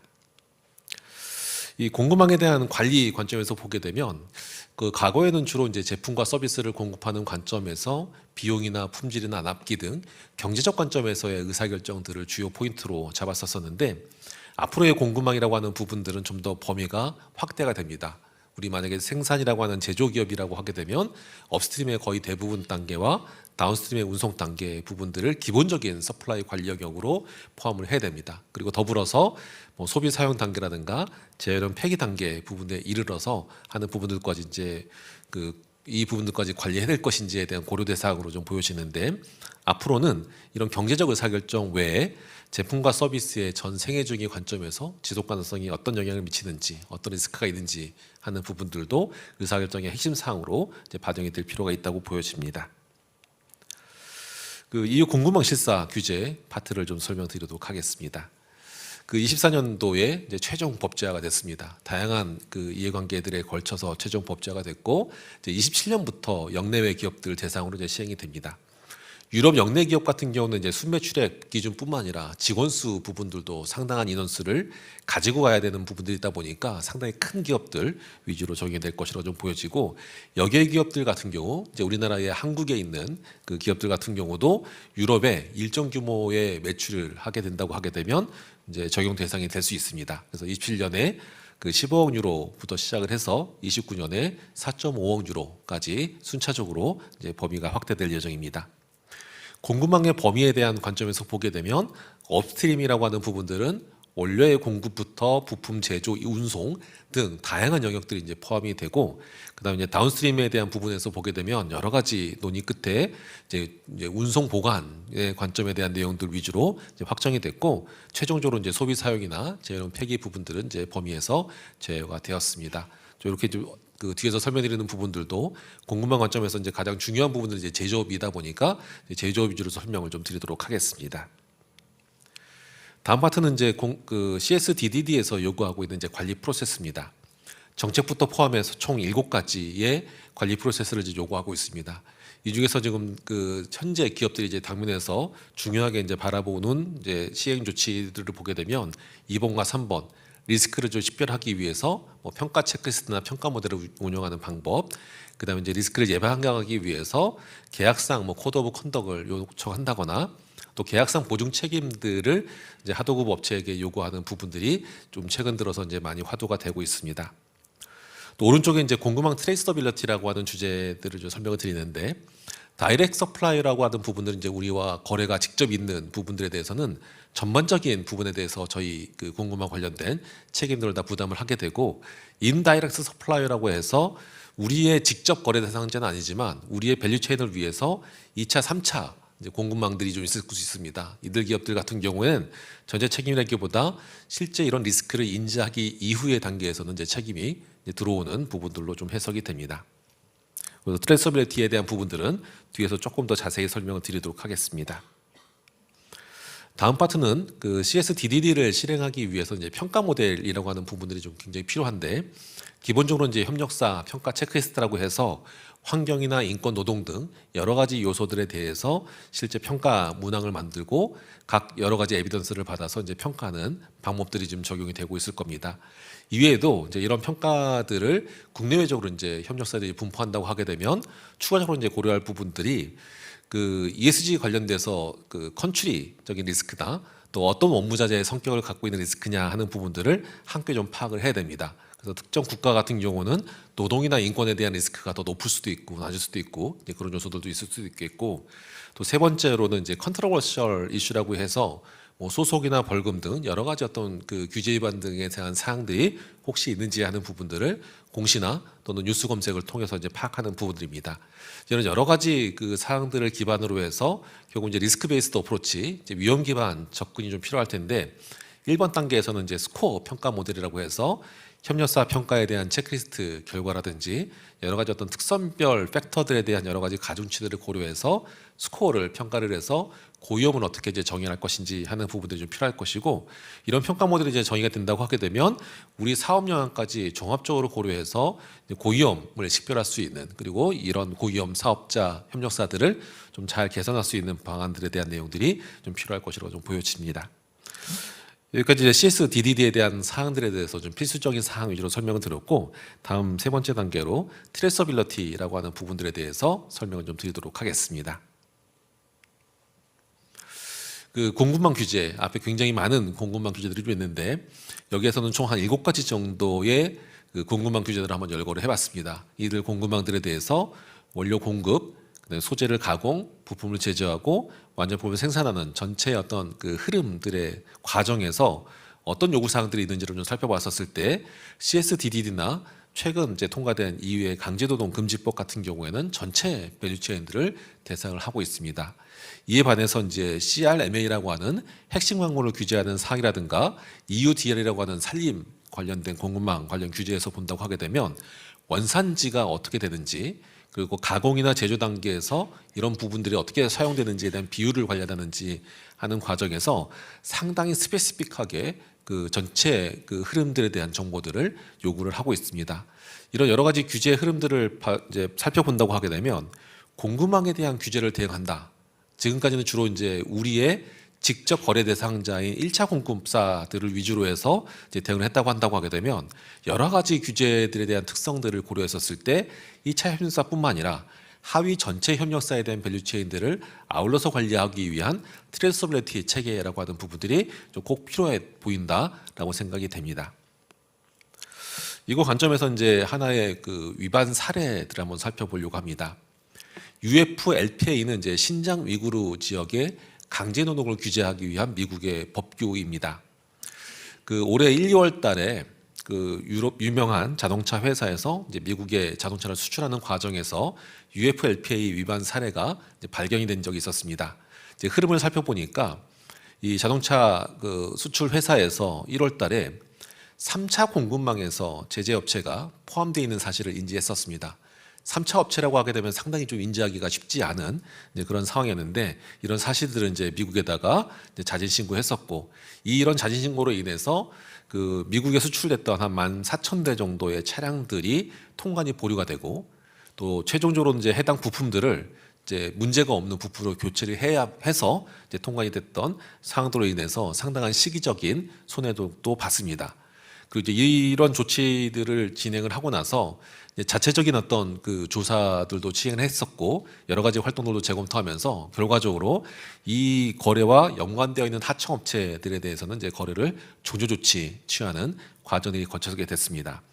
또 부수적으로 이제 사후에 기업의 평판이나 이제 투자자 관점에서의 액션들도 좀 생겼었는데, IPAC라고 하는 이제 그 대중국 의회관 연합체라고 하는 곳에서는 이제 그 인권 감시가 소홀했다라고 하는 비판도 받게 됐고, 또 몇몇 투자자의 경우에서는 이제 포트폴리오에서 이 기업을 제외한다거나, 또 MSCI 평가에서도 이제 상당히 좀 네거티브하게 영향을 받는 이제 이런 요소들이 사후적으로 생겼었습니다.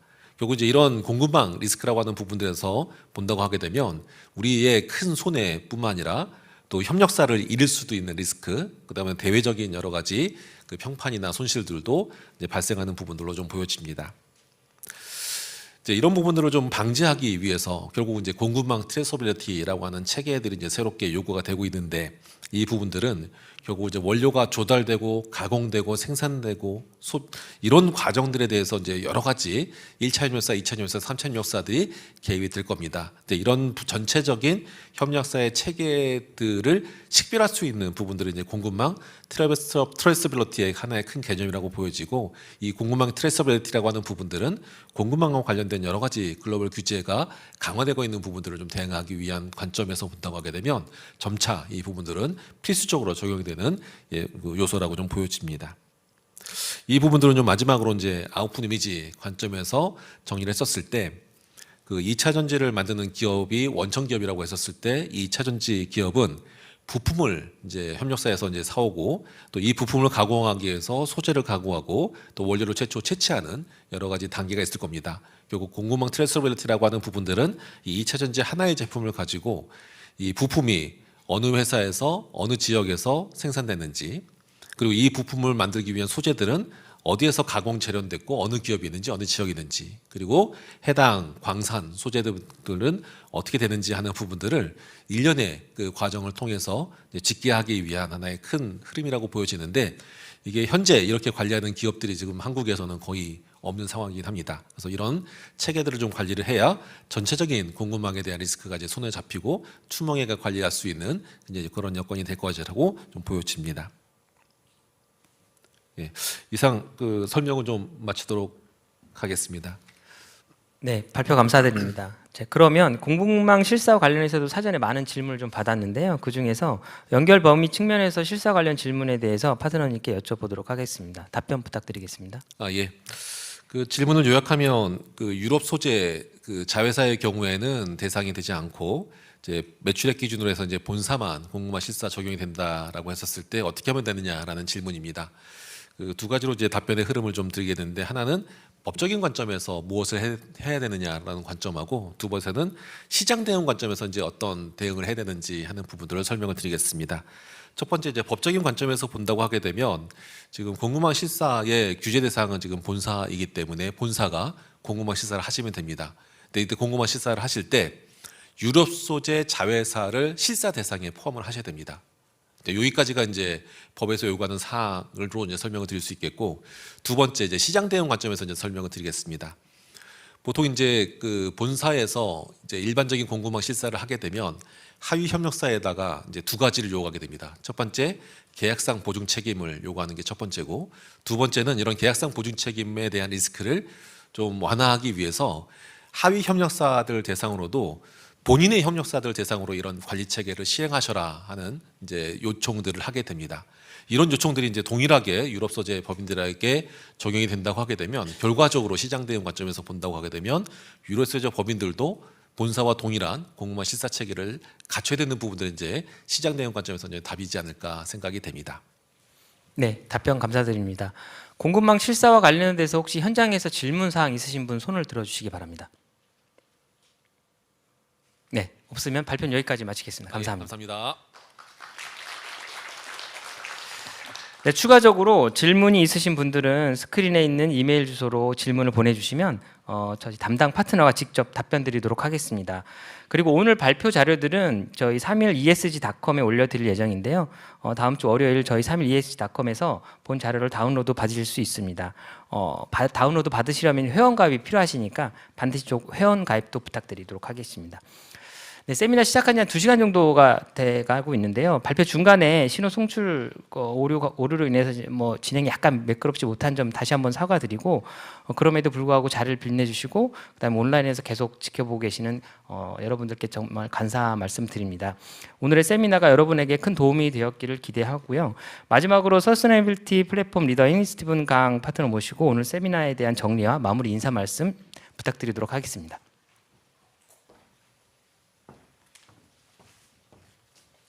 네, 이렇게 끝까지 남아주셔서 너무 감사의 말씀을 드리고요.